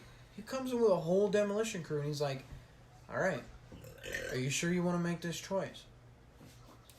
And at first she says yes. And God starts taking down the house a little bit. And she's like, oh wait, that's like my whole life. Like, that's all I know. Like, I don't like change. And she's like, no, stop. I don't want this. So God pulls away and He's like, okay. And He goes, do you want me to rebuild what you have and make it a little better, make it a little nicer? You want me to get some new furniture in there? And she's like, no, I'll rebuild it. She rebuilds it the exact same way it was. And I love the God, the Jesus is a maid idea as well. I can tell that one in a bit. But God is still standing there, and He's going, your house is not going to stand up to the next storm. He goes, it is not fit for this next storm. And he goes, I'm sorry. And she's standing there and she's going, I'll be fine. I built this house. And God's going, yeah, but I don't think you know what this next storm holds.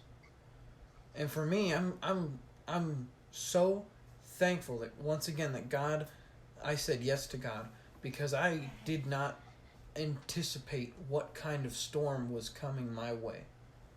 The friends being gone can't even speak. The friends being gone was a task that I could deal with.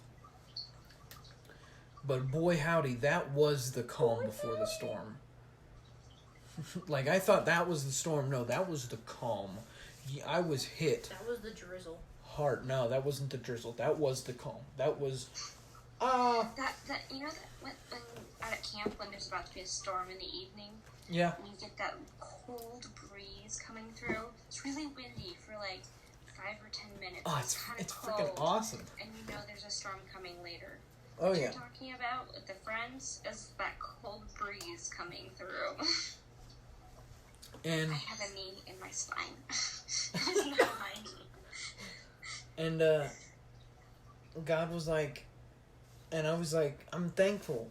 I'm thankful that I said yes to God, and I watched my house get destroyed before me. I watched Him jackhammer my foundation, only to pour a brand new one to build off of, to make it amazing. And when that storm hit, I was safe. My dad got hit. I have a good analogy hard. for this one. What? The 3 little piggies in the different houses. The straw, the sticks and the brick. Maddie, you might have actually broken Sam. Tell me it's not good. Tell me it's not good. I don't want to admit that it's good. Exactly. I think like a child. That's why I love the coin analogy. My eyes The hurt. lost coin. The coin, the sheep, and the sun. You have the lady who had like a coin, like she was pretty poor, and it was her coin, and the coin gets lost, so she goes and looks for it, and she digs up everything in her house. She finally finds it, and she rejoices that she found it. But in that story, the coin doesn't know that it's lost. The coin is fine wherever it's at, whether it's in a purse, whether it's on the floor, whether it's in the booty crack, whether it's in your pocket jingling around with your keys, whether it's in a piggy bank. It doesn't care because it doesn't know that it's lost. And are you raising your foot instead of your hand, Maddie? Yes, because I'm laying down. Hold on, I want to say something before. So something I have You have been a really good help to Maddie because I never look at that camera, and so I wouldn't know if she's raising her foot or hand or not. Okay. Yes, this is why I do this, so you quit with your monologue, Sam.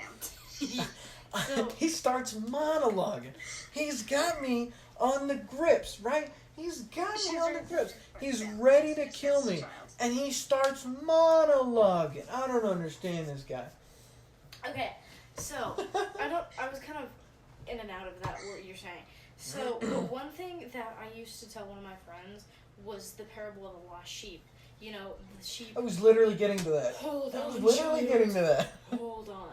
So the sheep walks off. It goes off, and the other, we're not gonna worry about those, but The 99. but the one sheep, it walks off, and It's chasing little green bits of good grass. it gets found. But if it didn't want to get found, it wouldn't have. Sheep are too dumb to plot like that. If Well, It is not a compliment I- that calls you a sheep. I do have a problem with that real quick. no, Because the way I take that story is that the sheep knew it was lost. And when sheep are in a Hold herd on. and they No, get separated, I'm not they finished. know that they're lost. And they try to look for their way back, but they're dumb and they don't know how to get back. So the shepherd goes and finds the sheep. Fine, go. Okay, so what I was gonna relate that to was you have He's people. already turning into a preacher. He never stops talking Exactly. for hours on Steven, thank you very much for the lesson. So we have the 100 people. Okay, say it's 100 youth kids to make that a little bit more perspective. And 100 so yeeth. youth. Yeeth. So how about we'll go about this at camp. Okay, so say it's 100 kids at camp, and there's this one kid who Hey, the car. Oh, no, never mind. Wait, is it pulled up? Oh, okay. Go ahead. I think it's up on there. Go ahead. Okay. And so it's 100 kids from camp, right? And one of them falls away from the faith. And he knows he did. And so the one,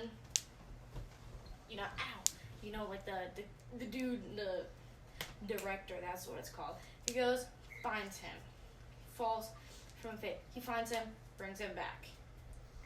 But if the dude fell from the faith and he knew it, but he didn't want to come back, he wouldn't have let himself be found. And that's where the parable of the prodigal son. I never know how to say it right. I used to think it was spelled differently, so I don't know how to say it anymore. That's where the story of the prodigal son comes from. Because the story of the prodigal son is what you're talking about here.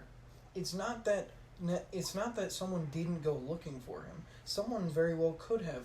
The son squanders his father's wealth, and you know what? As a matter of fact, someone could have gone out. One of his father's servants could have even found him and said, "Hey, maybe you should come back sometime." And he was like, "No." It was only until he hit absolute rock bottom that he realized, my father, at the very least, my father's servants, the servants of the servants, are fed better than even these pigs that I'm eating the scraps of. And so he goes and tries to go back to his father, and when his father sees him far off, and so what I picture this as is the father, his house is on a hill, and he sees the son from way down at the valley, and he goes to run for him down the valley. Scary, because he's going down the valley, right? He could fall, trip, die. The injuries that people get in hiking are on the way back down. And Downhill's dangerous. And he goes and meets his son, and his son immediately is like, I want to be one of your servants. I'm sorry. Let me at least be one of your servants. If you kick me out, so be it. But please, just let me be one of your servants. And he says, "No, you are my son." and he picks him up, and his servants somehow managed to be there with him. Maybe he walked him back. Yeah, don't let the old guy run out of the house by himself. Chase him down, make sure he doesn't hurt himself. And he tells his servants to put a robe on him and put a ring on him, make him look good. And they celebrate that his son returned. No matter how much wealth he squandered, he returned, and we're happy because he came back to me. That analogy is better to use because the son, very well, it's not told, once again, neither with the lost sheep, it is not told that the son ever told anyone no, but he very well could have had someone come by and say, hey, have you seen your father in a while? And he goes, no. Do you want to go see him? No. No. What I'm saying is... Because it's also a person. So now you're using a parable of a human instead of a stupid sheep. Super dumb. What I was saying was, if someone falls away from the faith and they don't want to come back, no matter how hard someone tries to help them, they're not going to do it. Prodigal son is better. I'm going to shoot myself. Because at least the prodigal son, once again, is a person with free thoughts. We're going to move on. Sheep are stupid. Ellie, they have zero free thoughts. I'm trying to come up with something to move on. What were you talking about before when we were paused? Oh, so you were upset about me choosing Okay, here's my question.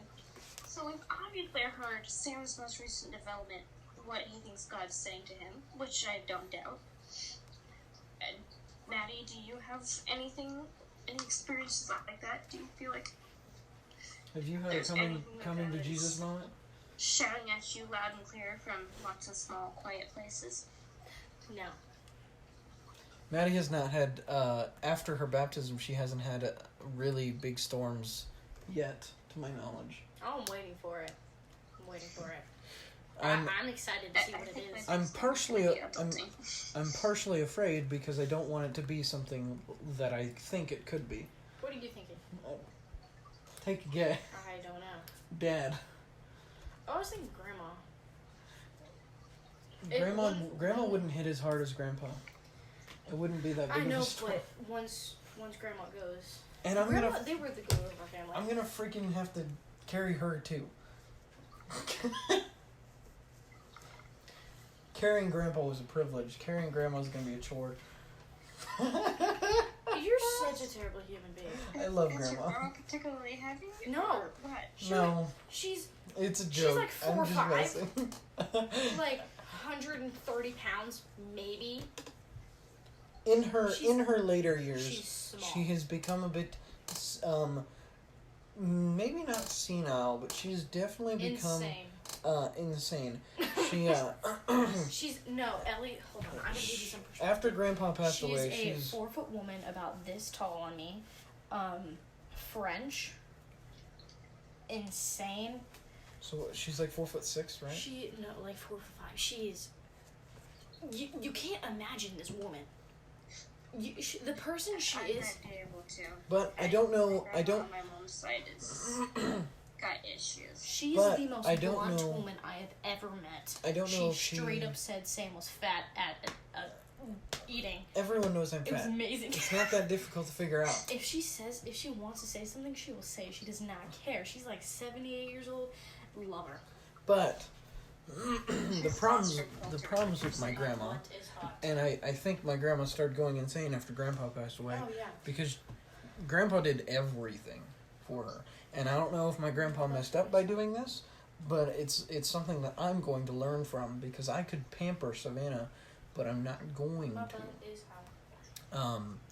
Sounds like your grandparents aren't too different from mine, except my grandpa's still alive, and my grandma is. Well, Grandpa was in the military, and he did. She raised 3 kids while Grandpa was in the military. They were going overseas every 3 years, moving. Yep. And somehow she can't. I don't know. Technology. I don't know. But the woman baffles me every time I see her. I don't know if Grandpa pampered her too much or what. But one of the things that she has said as of recent was, Grandpa didn't leave me enough money. And it's hard to hear that because, yeah. But she's become very rude as of late. And, I mean, it's tolerable for us. I don't know why. Maybe it's because we are intolerable to our parents. But it's tolerable to us as a family. But my aunts and uncles have a really hard time with her. They And, also live in the same city, about 10 minutes away from her. and like my Aunt Nene does not want to be around Grandma a whole lot. Like if she's got to be around Grandma, it's not going to be for a long time. And that same aunt took care of Grandpa for 4 weeks in home hospice care. It was about 34 days from the time he was diagnosed with, I believe, pneumonia until he died. They when he was diagnosed with cancer, they put him on hospice, but I don't know whose choice it was to keep him in the house. That's what hospice is, Sam. It's a nurse that comes to your house.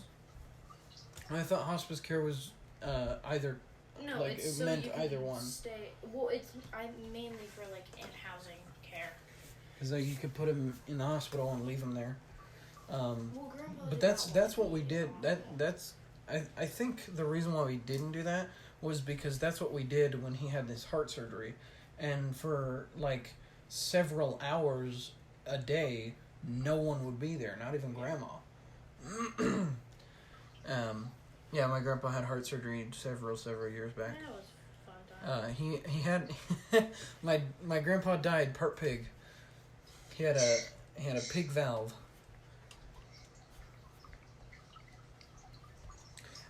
You know what? I remembered that night because we all stayed up all throughout the night. I didn't sleep, but I remembered when they left. I just started praying.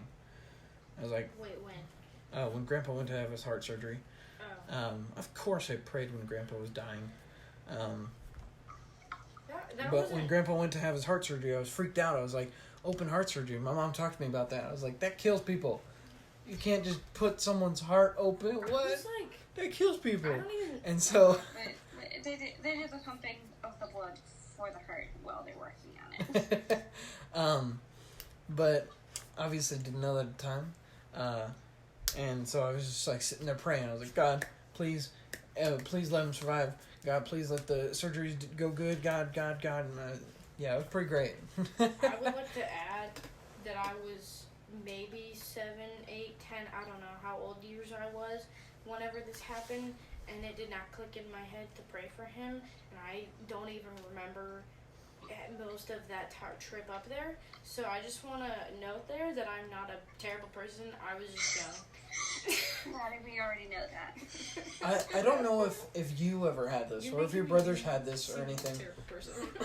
but I mean, I am. maybe not because your family lives so close together except for Grandma and Grandpa. Because whenever we went to go see family up in Council Bluffs, we saw like most of the family. And when we were younger, when we left, we were crying. I was the one crying. Thank you very much. And I cried sometimes. And I find it interesting that kids a lot of times have a better perspective of give people their time because you never know when it will be taken from you. I was so we would And so usually, we would always cry when we have to leave because it sucked. We were like, man, we don't got to see them for a while. And then now that we're older, it's like it could have been we never see them again. And I'm glad that we would cry over it because it's truth. There's a lot of truth in that. That you should be giving as much time to those you love, except for Maddie, because you don't actually know when they'll be gone. Popped your head up, Maddie. It was hilarious. Yeah. Yeah, Maddie. Okay, so our Council Bluffs is about 3 hours away, and a lot of times. Our Council Bluffs? Shut up. So a lot of times we would either go up there Friday or Saturday night and spend a night there. So we would spend about 2 days up there and 1 night. And it was a really rare chance that we'd spend 2 nights up there. And I remember this one time, I was like talking to my mom and I was like, can we stay 2 nights? Like I was just begging her. And I think it was up until about 9 or 10 whenever I finally stopped crying after leaving my grandparents' house because I was so sad about it. It was a fat second before I figured it out. But I would be like bawling for the first like 10, 15 minutes of the car ride home and it was bad. Honestly, when you go see someone, if you have the ability, at least take a week. Like if you haven't seen them in a long time, give yourself a week. Oh, I know. A serious week to just hang out with them. Even if it's just being in their presence. That is much better. You are still showing them love in just being with them. You're still showing them that you care because you decided you were going to be there with them for a week. A week. Yes, Maddie. What I was also gonna say whenever I talked just about 10 seconds ago, in Council Bluffs we had Grandma, Grandpa, Aunt Nene, Uncle Pete, and then our 3 cousins, Leah, Jessica, Dylan, and then I guess we had our, Amy. We have our godparents, or No, Mom and Dad are their godparents because we're not Catholic. but we call them our aunt and uncle. They're Methodist, by the way. And then we have our 3 cousins from them, Allie, Ashton, and Alex. There you go. And then their significant others now. And then from Nene and Pete, we have their Significant others, they're married. and children. It's a lot. And then we have no one from my mom's side lives super close. It really tears me apart. Yeah. The amount that, not just the distance, but the amount of hatred that is festering in my mom's family.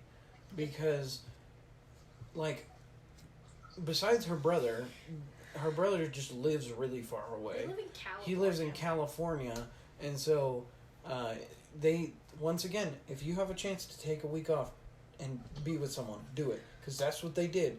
They took over a week, came over here, and we went to Branson with them, and chillaxed for 4 days in That was Branson. an interesting time. And it was awesome. And then they even pushed their date. You probably didn't realize this at the time, but they actually pushed their date of leave 1 more day. When we had debated on getting ice cream before leaving Branson, they actually pushed their day one more. Ice cream in Branson? No, we were debating on getting ice cream. Before leaving Branson, they actually pushed their leave date 1 more, and they decided to stay the night. Not with us, but with us. Oh, yeah, because they spent that night at the hotel. And then we said goodbye to them in the morning, and it was awesome. I can't wait for another time like that, or even if I can go drive over to California one time from Colorado. Man, that would be fun. But my other side of my mom's family lives in Illinois, or at least the next closest person blood-wise. For reference, my mom has 3 half-siblings, 1 full-blood, and one of the half-siblings is dead. The other one has like 7 children, and we don't talk to him. And the other one is a sister, and she's insane. I think you also you missed because Mom actually kind of likes the one that has 7 children. Jim? There's the one that is bad with money that Mom doesn't talk to. That's Jim, the one with 7 kids. Well, then there's another And one with a then bunch Michael of kids. killed himself. Yeah. No, his girlfriend killed him. They killed each other. It was a suicide? It was Uh-huh. a murder-suicide? Oh. And then Teresa's just insane. Mom told me that she killed him, so. And then we have Tammy, but, who's amazing. Teresa lives in Illinois, She's insane. and she is an interesting person, but she tries to talk to us like once a year at that. Not even. And she doesn't like my mom, so that didn't go off very well. Their family is so torn that it's It's really sad. And then Tammy, pushed us away. Not really, no. She doesn't talk to us anymore. Doesn't mean she pushed us away. April, rip. Not actually rip. We're not gonna talk about April. April. That's a different story. April's gay now. That's interesting. That's a different story. Yeah. So, when we're off at college,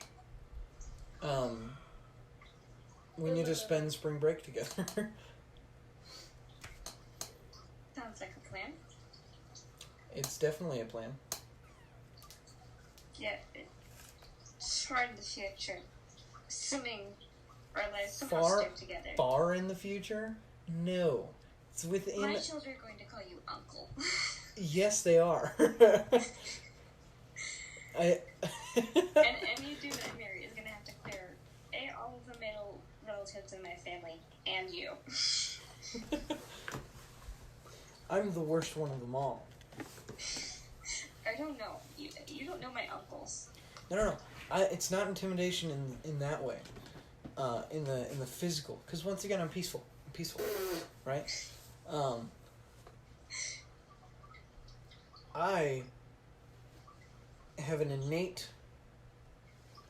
intimidation in the belief, in the faith. And if someone doesn't, it's a weird... I mean, I'm not pushing them going, you better believe, bro. But it's the idea that, once again, I'd be like, why would you pick this guy? See, and that's why I there's no way. I say this now. Make sure I do this later. Mm-hmm. I would never marry anyone that family and friends didn't approve of because, you need outside perspective. Michael. Huh? Michael. Should I? Man, Ellie, I'm gonna tell you right now, whoever you want to marry, it's gonna be a little tough getting through me. What? That's right. I need both ears out of the pillow to hear this. say it again. Whoever you want to end up marrying you're gonna have a tough time because they're gonna have to get through me. True.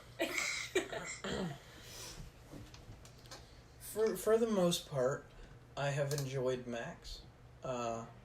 So Shania's off the hook for now. Oh, that dude. Girl from school. Yeah. Oh, Cat's calling me. Hi, Cat. We're buying a dog from Cat. Hi, so I'm just scrolling through TikTok any other insomnia. I'll be back.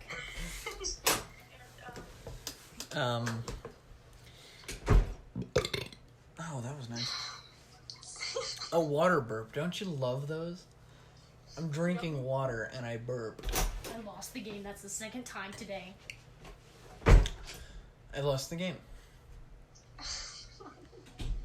I lost the game. For anyone listening, who might have maybe listened, I don't know. Maybe 10 years from now we're still doing this, and I don't know. Or we dig up this recording from who knows where. Oh, you'd be surprised the amount of people who will go back to people's first videos and watch them to see what they were like, or just to go through their content all the way through. So maybe 10 years down the road, we're still doing this. We're doing it properly, with whole mics and everything, and we're getting paid to do it. And someone, and you've got 10,000 people who are going back to listen to the first podcast. For those of you, the game is fun. It's called The Game. You're in it for life now. Now that I'm telling you about it, you're in it for life. You don't need to hear about this because you've already heard about it. You're in it for life. I know how to play the game. And it's a very simple game. You forget, and you will forget. That's the thing. The whole point of the game is to forget. Yeah, you have to forget about the game, but if anything of any way, shape, or form reminds you of the game, you have to, at the very least, state out loud, I lost the game. Now, to make it more fun, you could yell. I'd be a little irresponsible for different situations. But you say, I lost the game.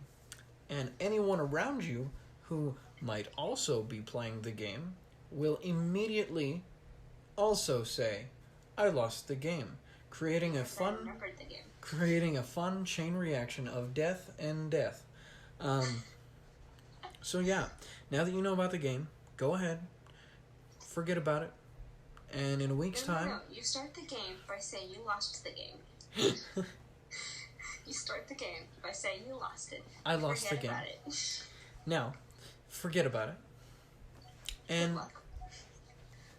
who knows, maybe in 2 weeks' time you'll come back to this video or you have to pause the video and you go back and a couple days later you're like, oh man, I haven't finished this one yet. So you start playing it again. You're like, I need to rewind a little bit to remember where I am. And you'll lose the game again. Kat isn't sleeping and she has work. So go to sleep.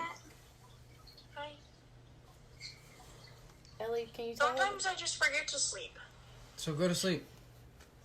I don't think I could forget to sleep. But I'm not Sometimes tired. I can't sleep, but I don't forget to I sleep. didn't feel tired last night, but I fell asleep. Go to I sleep. felt tired and I didn't. Go to How do you not feel tired right now? We'll think about it. Goodbye. Did you tell her we're buying a dog? Yes, it's a lab Rottweiler mix. She's about 6 months old. Are Her you actually getting a dog? we're trying. I don't care what my mom says. I'm paying for it, so I'm getting a dog. Her unofficial. I'm sorry. Hey. Her unofficial name is Reeves, but we can change it. Yeah. Yeah. No. Kat has an appointment to get her fixed on the 15th. So we don't have to pay for that? I was. Oh my And gosh. she said the dog is free, so I would just, Having a free dog that is already fixed. Oh my goodness. Because fixing a dog can be at least $100. So, oh yeah. You're 18. You can get unemployment. Probably not, because I wasn't fired. I was job abandonment, so. Oh, so you actually got a reason for why you're not working. Oh, abandonment. Never mind. I heard that now. Thank you. Oh, it's hot. Oh my gosh. You walked out, walked back in, and went, oh, it's hot again. Stop. You should have said at the same time, so that way all three of us. So, it's, yeah, that's the information I had. She's a female.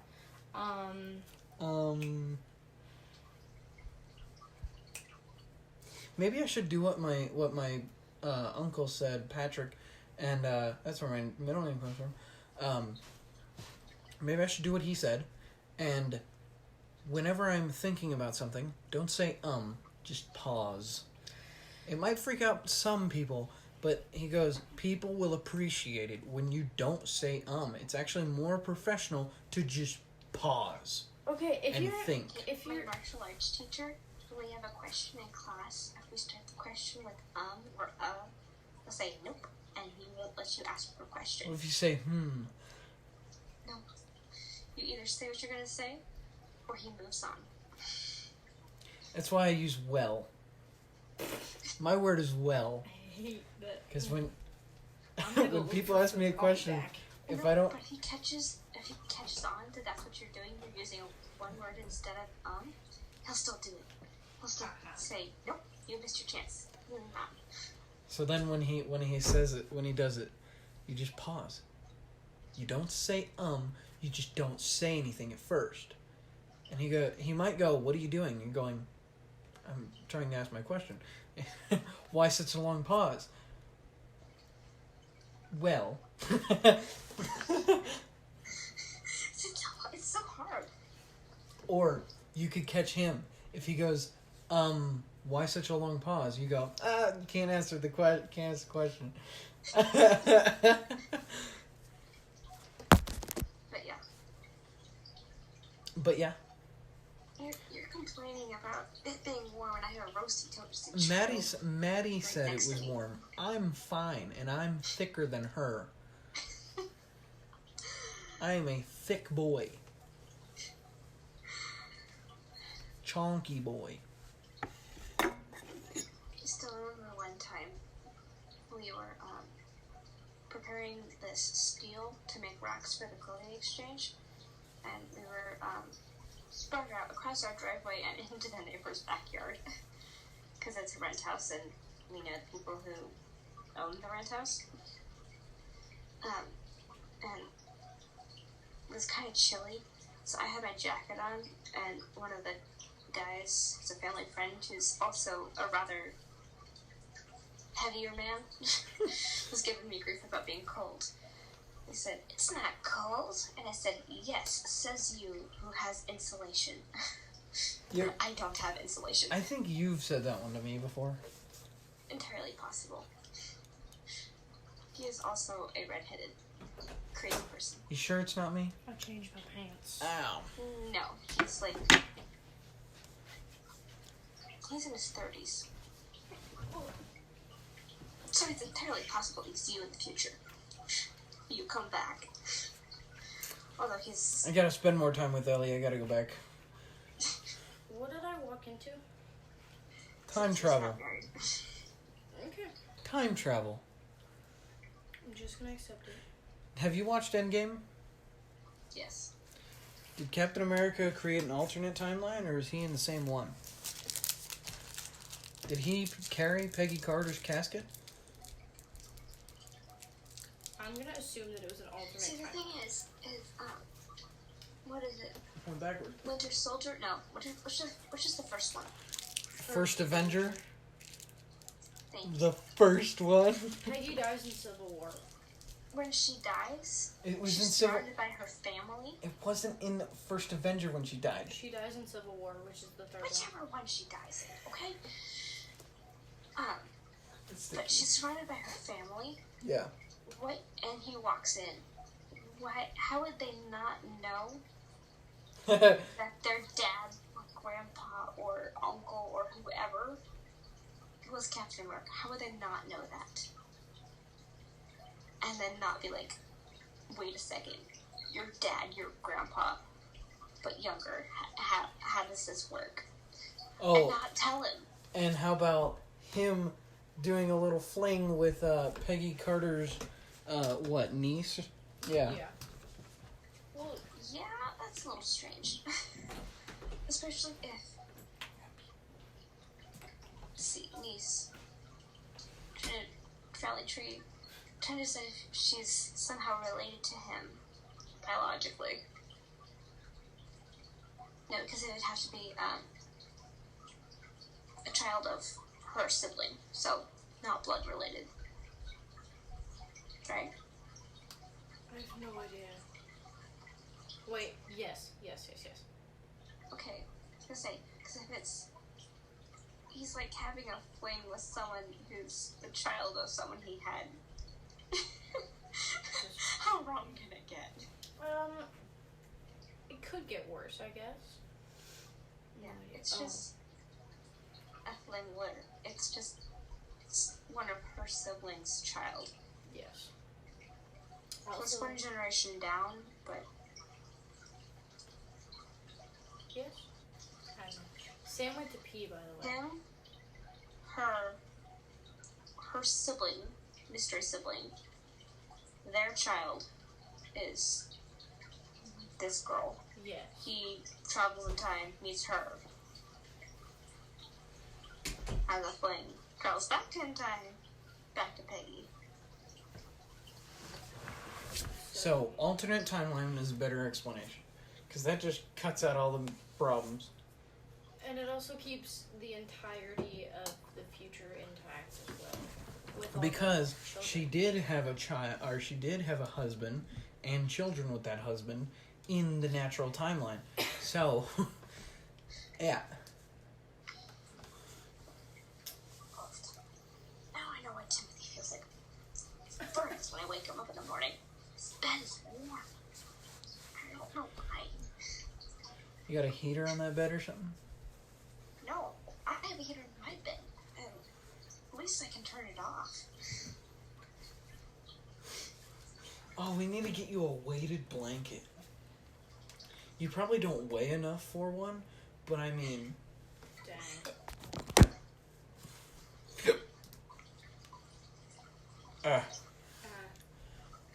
I drank this whole glass, almost. I drank this in less than an hour. Good job. You're gonna have to pee later. I already did. I just did. More theology questions. Oh gosh. Go. Oh, I have no idea. Can I explain what I was gonna explain earlier? Why do women deserve any kind of role in the church? No. So, whenever we had a whole argument about Sam explaining his testimony or whatever, Don't talk about it like that.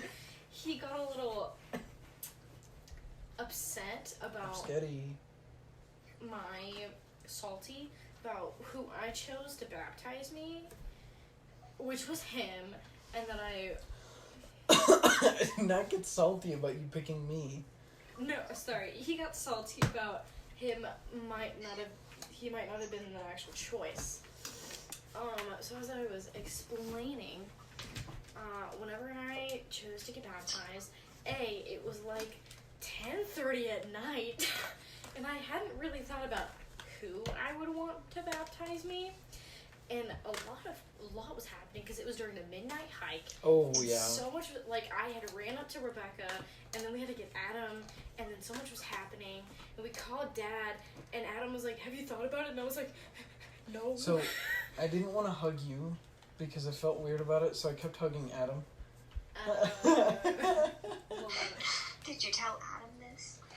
I think Adam figured it out because I just kept hugging him instead of Maddie. I love Adam. Anyway, and so at that point in time, I didn't really know. Does Adam have siblings? I have no idea. This is why I have to have multiple children. I'm not letting a single child grow up. They have to know what it's like to have siblings. So as I was saying, I didn't really know that a woman or a female could baptize another female. But Sorry. eat toast, right? No. No, I thought you were going to say something else. So we're going back to church tradition versus word-for-word scriptural text. Yeah, I guess so. Well, because I've never seen it. I've never been told, yeah, you can baptize a woman can baptize a I woman. don't think anything says that you have to be baptized by another believer. Well, yeah, it just says believer. If you want to go by example case, if you leave out the fact that it was the men, probably just because they were leading, it was all believers. It was all people who were believed and were baptized. But, like, I didn't know that, and so it was the Thursday before Hayden Brown had given a really good campfire devo that had kind of, like, pushed me towards. So he was one of the candidates. I like that word. And it was obviously going to be... For some reason, my mind didn't go through if my dad could possibly come down to baptize me. Come down? Shut up. It just didn't go through my head, and it was like 10:30 at night, and they were going to sleep, and it just didn't register, and so... I think Dad would have drove up there at midnight if you asked. Derek came early in the morning. Anyway, that's not the point. But it didn't go through my head, and so I was thinking people at camp, and, I mean, it didn't really go through my head to have Adam do it. I don't know why. But I didn't know a woman could do it, and so I couldn't have been like, call Vanessa or someone, or even ask Rebecca to do it. I didn't know that could happen, or like one of my counselors, I didn't know that. And so I was like, you know what, Sam? Real quick, I don't think they would have allowed it at camp though. Maybe if I would have done a more... They stretched it with- by, what was it, She went in the water with him. yeah. Her, sorry, not him. She went in the water with her. It was Megan. I cannot come up with her last name. Is But, it like, Megan her Patrick? counselor, Patrick, yeah. Okay. But like her counselor, I think it was her counselor, went into the water with the dude who was baptizing her. I feel like I would have. Camp is camp is pretty traditional with it, and so I probably would have had to do like a more closed off baptism if I wanted to do it that way. nighttime. Woo! 2:30 in the morning. Did I tell you about how I wanted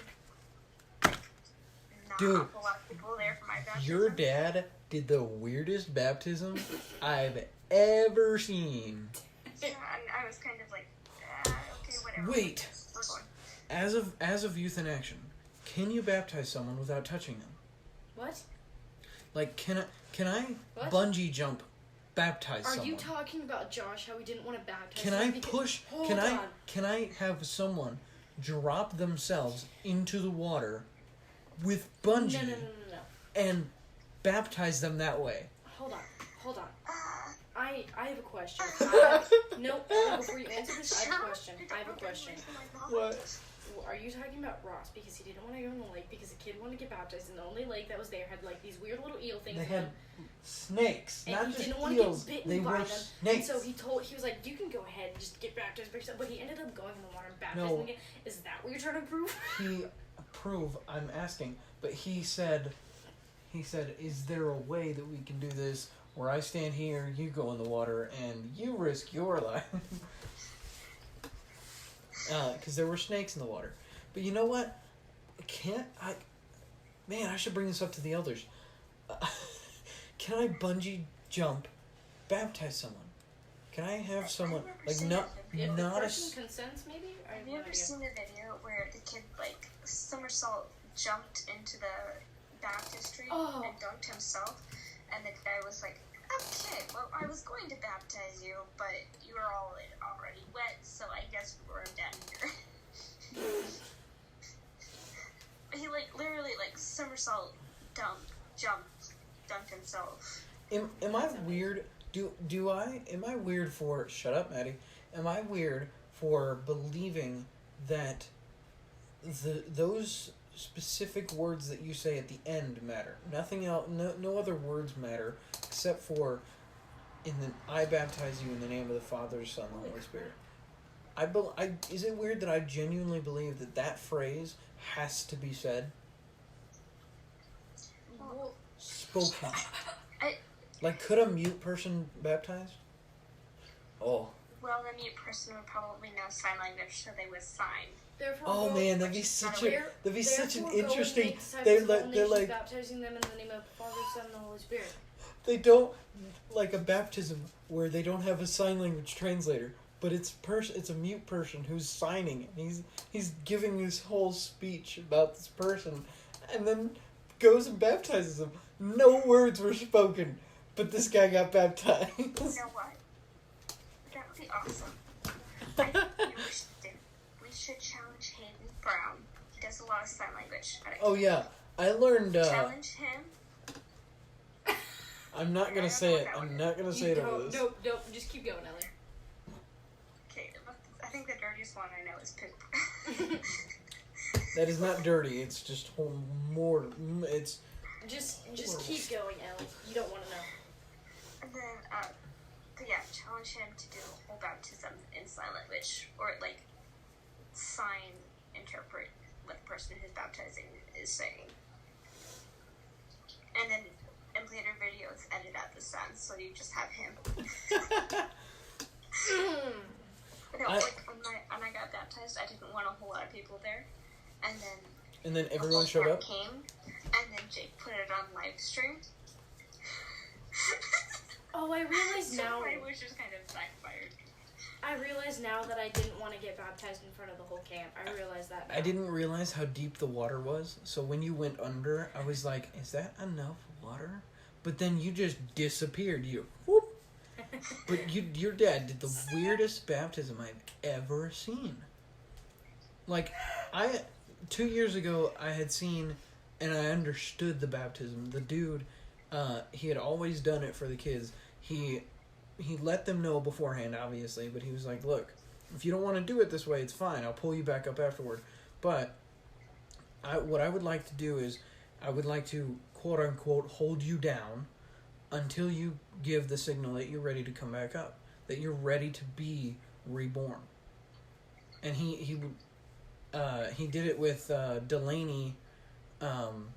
He baptized Delaney. It was her grandfather, and that's how he did it. And she stayed under there for a decent amount of time. I was like, oh, what? Didn't you want Ethan to do that to you? But you were like, I don't think Ethan can hold that Yeah. one. I was like, Ethan, yo, can you do something for me? He's like, yeah. And we talked it over, and I was like, and then day came, and he pulled me back up instantly. I was like, all right. Can't always get what you wish Do you for. remember whenever I almost rebaptized myself? Yes, because I was there. So he pulled me out of the water and I almost fell. Because back into the she water. did the exact same thing I did, but didn't plan ahead for what would happen. Because what happened to me was when Ethan did it quick, so he put me under and pulled me back up. My feet went, yo. I had no planting my feet. My feet were not going to be planted. Pew! And then I went down, and he pulls me back up, and I had to kick to pull myself, because he couldn't pull me up, so I had to kick and pull myself up. I thought that's what happened, and you almost fell back in because I let you go. What I think what happened was my feet were on the ground, you just pulled me up and let me go, and I lost, I was so disoriented because I went underwater and came back up really fast, and I almost just fell back underneath. Double baptism. My feet stayed on the ground the whole time. I figured. No, what happened at her baptism that was so weird? I squatted down. Her dad pushed her head down, and she went, boom. And the water did not seem deep enough for her, but when her dad pushed her under, she disappeared. Boom, gone. That's what your dad did? The weirdest. He goes, it's a bit of an unconventional. No, it's something that never happens.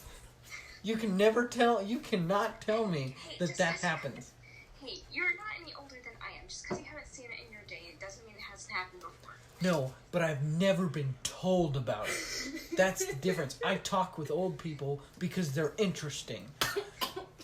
I've never heard anyone say, I watched someone get baptized by pushing them down. I'm a sis. Just straight, just pillars. Whoom.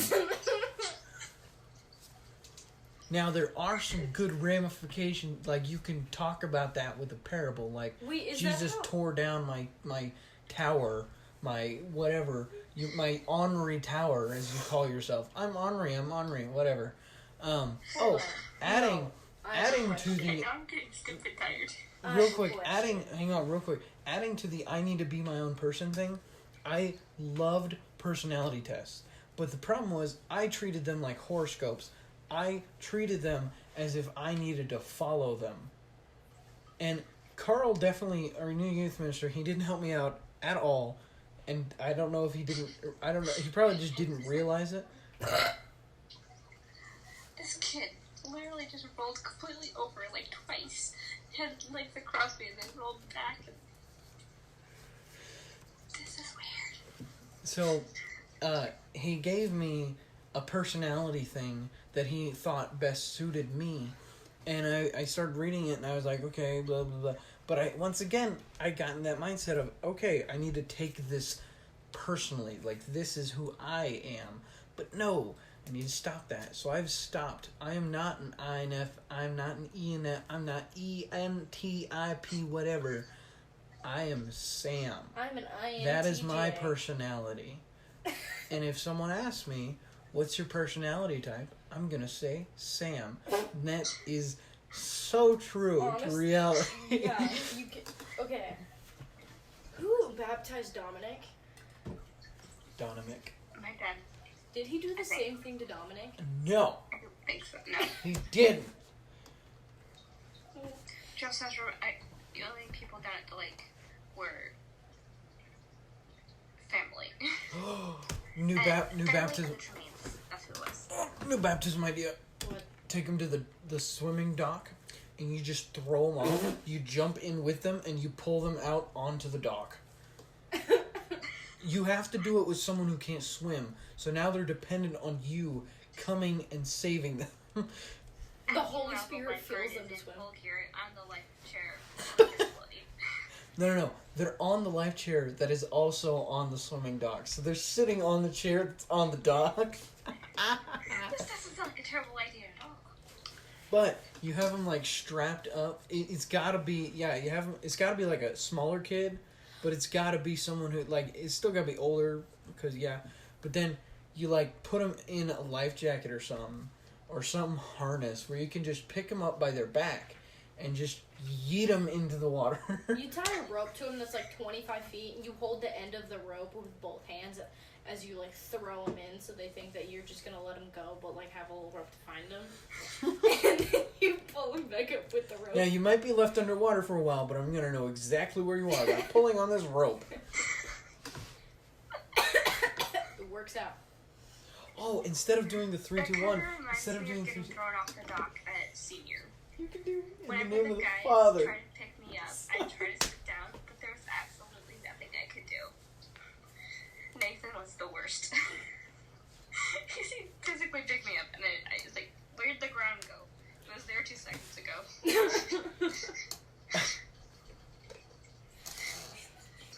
I have. like, yeah.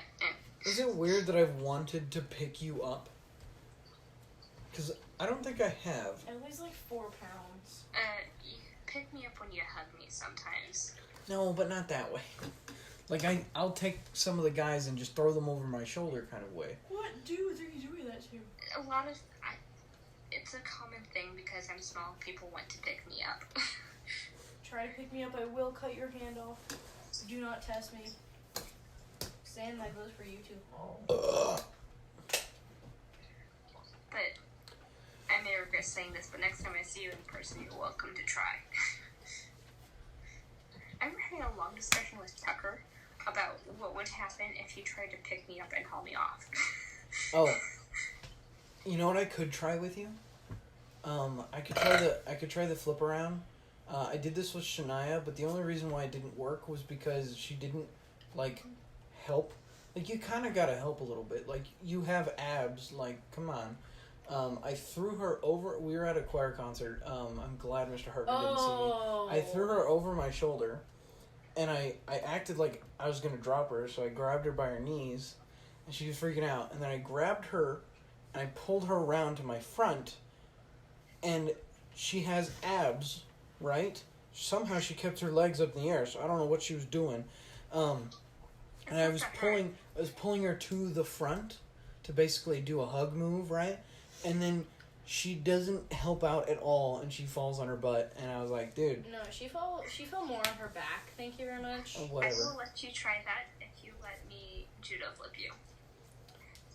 It's got to be some kind of softer ground. It's a deal. What? It's got to be a softer ground for both of us. It's Because a if I deal. drop you on your head, at least it'll be soft. It's a deal. Volleyball court, it's good enough. Oh, man. I just hope it will be exactly like how Jeremiah got flipped.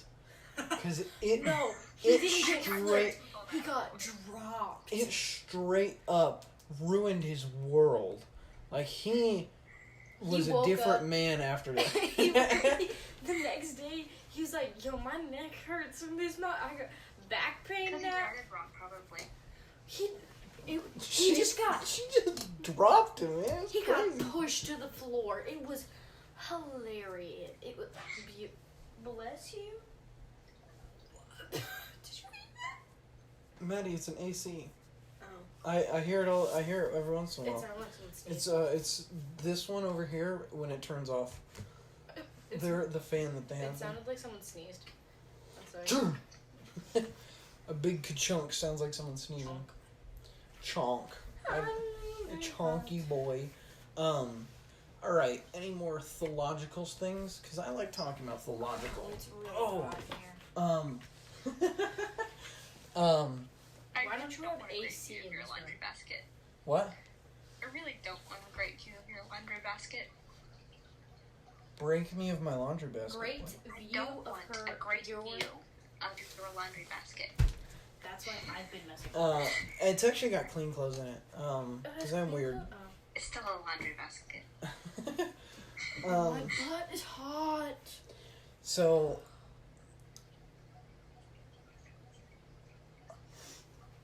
It just got really quiet, and I feel really uncomfortable. What? Oh, going back to the Adam thing, how do you feel about that? Adam. How do you feel about that now that you know that Adam is kind of a Baptist? I love Adam. I don't care. I mean, he still points people towards getting baptized, at least out at camp.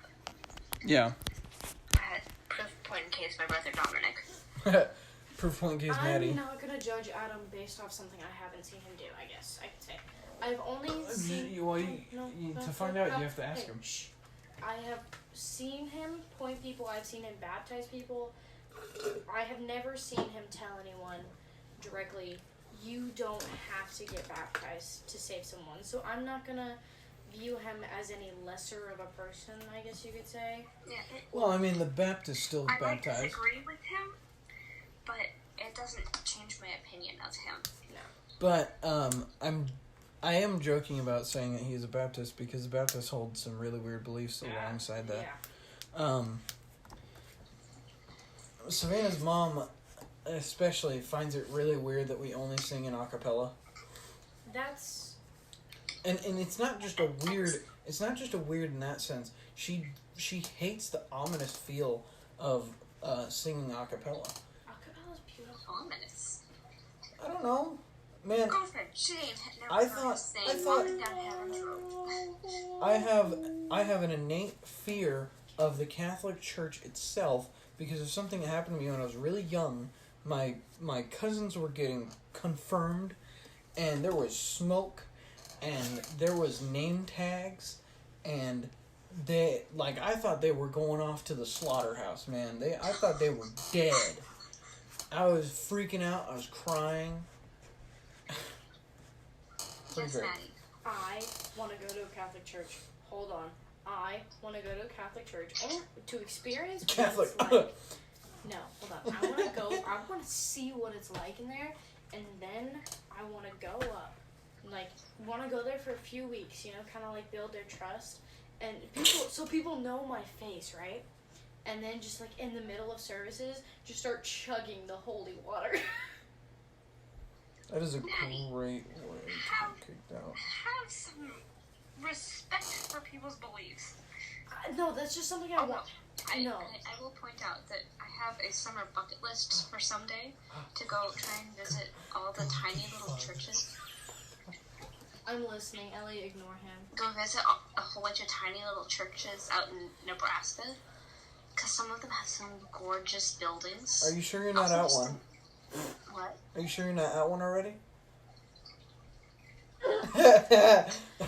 Angry face. I want to be able to tell my kids I got kicked out of a Catholic church. Okay, Bob. He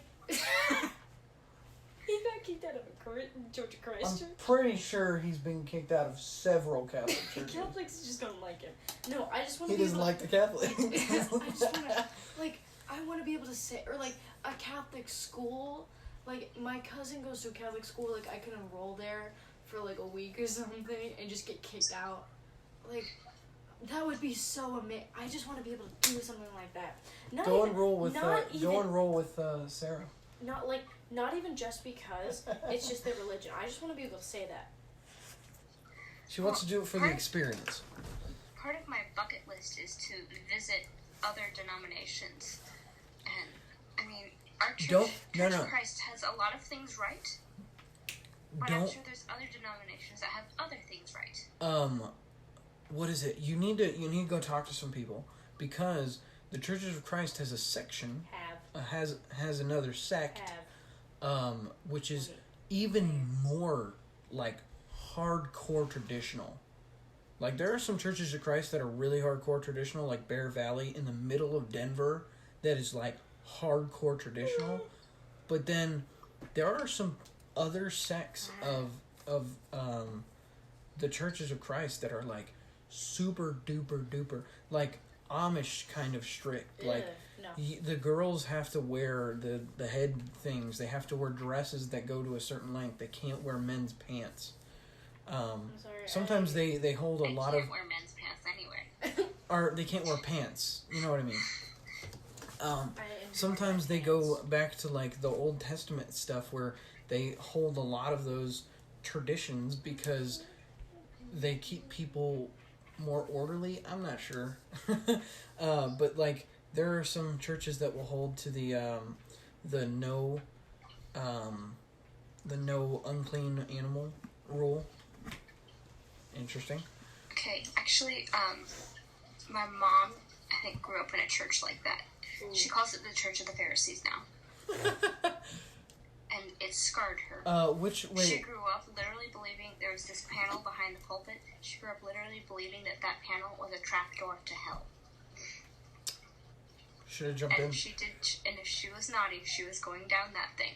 I'm gonna I teach think it was my actually kids like a that. coal chute or something. I'm teaching my kids that. No, I'm kidding. No, it has scarred her. Okay. And she still has issues with it. Real quick, can I say something that's kind of dirty? Sure, why not? Your So- limits are tested. The banshee, right? The banshee is It's an animal. is a myth Oh, okay. of a ghostly ghoul that is a woman that is screaming, right? And she'll kill you, right? It's actually a real story that Irish people would tell to their children so that they could have really loud sex, and they would stay in bed. The children would stay in bed. If you hear the banshee screaming, you stay in bed.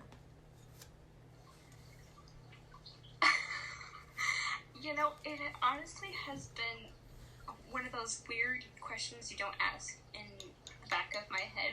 Like the pioneer days when they lived in one-room cabins. How did they wind up with more children? Oh, Those are just questions you don't ask. No. you know what I find? No. You know what I find really, really interesting? To us in this culture, at least, like especially for Christians, sex is a very private thing. It's meant to be that. But what I find really interesting is looking at like Bible times where we read in Song of Psalms that the guards heard her and they came to her because they knew they were doing stuff. And it's like they're like, it's so weird to me that they I feel like I know it was still technically private, but you could hear everything. you didn't. Listen, everyone. Willie's, it's a Willie. I'm not going to finish my sentence then. You really just bring up Song of Psalms? Or Song of Song of Solomon. That was sad. Oh, I'm tired, okay? You should eat that one, man. No.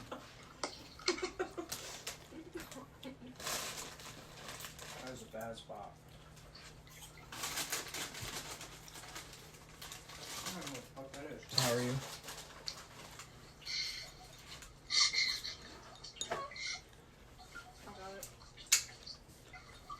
Even I. There's a few oh, more God. like that. I saw.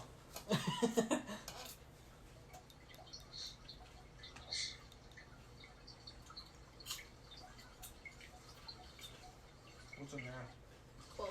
Pillows? Clothes. Okay. Just, Protect my toe. Oh my gosh. you know. Don't do that. Yeah, don't blame you. You'd be crawling up the wall. Don't do that. Come on.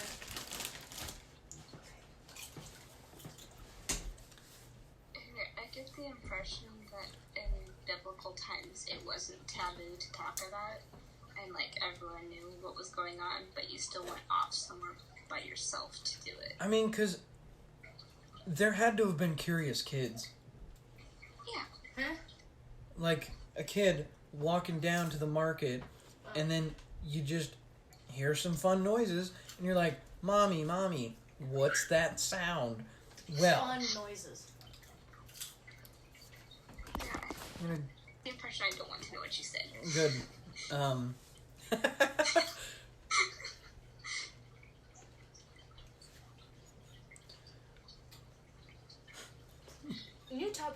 conversation? What? What's a new topic of conversation?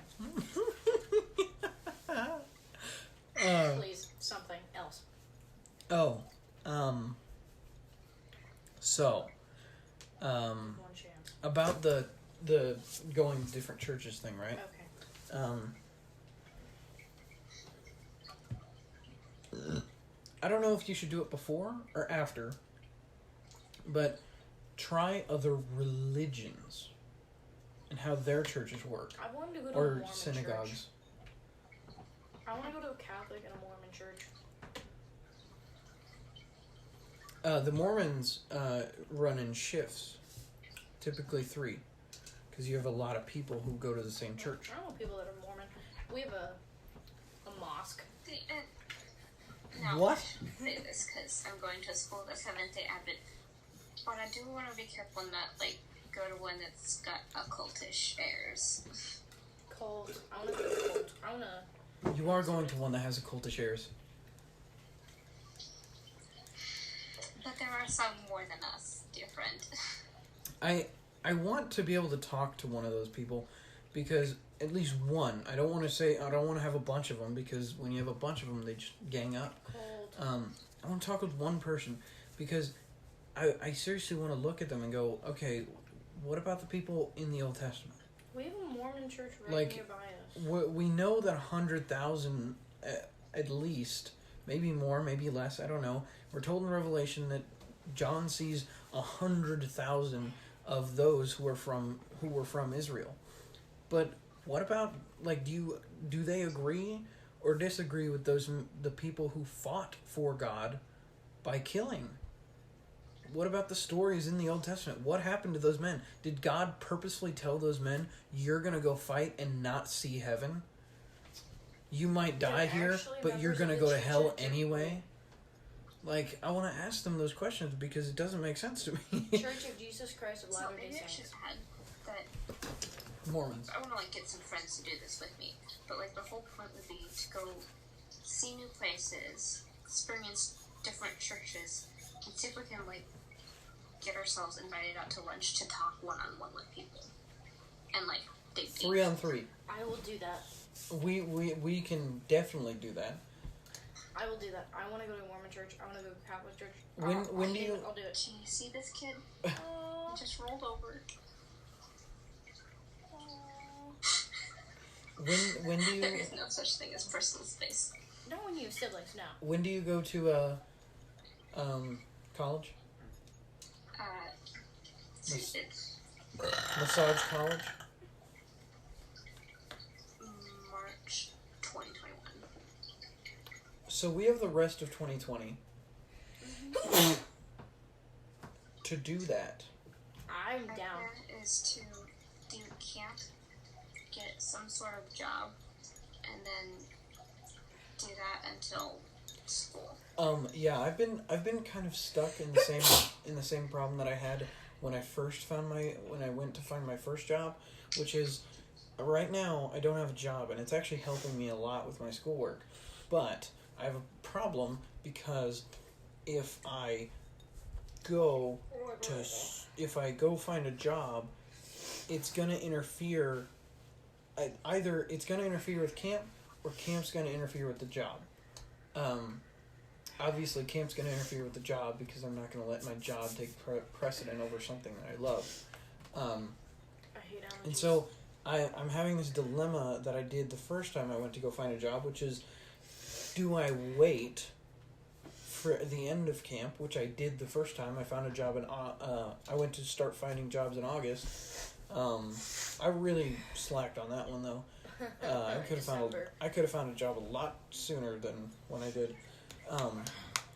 But I'm having the dilemma right now because I don't have a job, but I don't know if I want to get one to have the problem of I have to work around camp again. You don't have a car or a license. So you know what? Maybe I'll just start a mowing business. It's a pretty easy one to work around. Do it. Except you have to find someone to mow for you for 2 to 4 weeks. Or if I just don't set up run around customers. I just go every week, and if I don't happen to go, then don't happen to go. Actually, I do need to. Can you remind me of this? No. I need to talk to some people. I have a buddy of mine who wants to do yard working stuff. Who?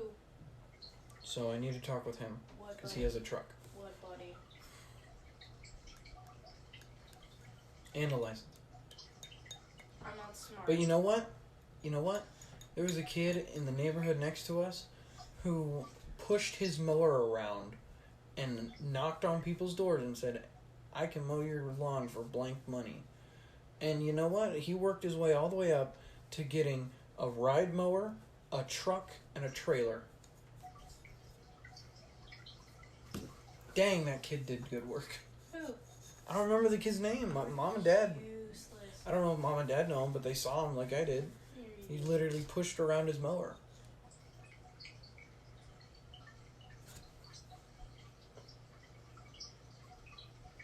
I'm debating on whether he's asleep or not because of how he's sitting.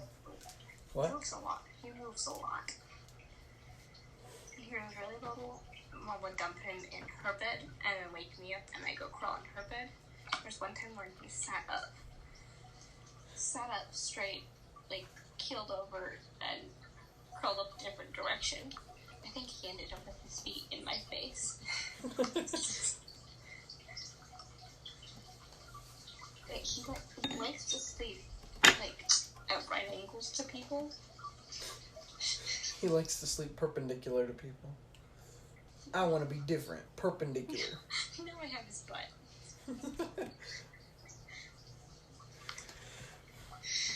Maddie having fun? Huh? Don't touch my feet. Well, I should probably go to bed. Considering I got up at 6:45 this morning. Ew. I think we shall.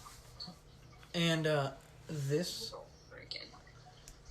this 1 o'clock time in the morning concludes the potentially first episode of TTTT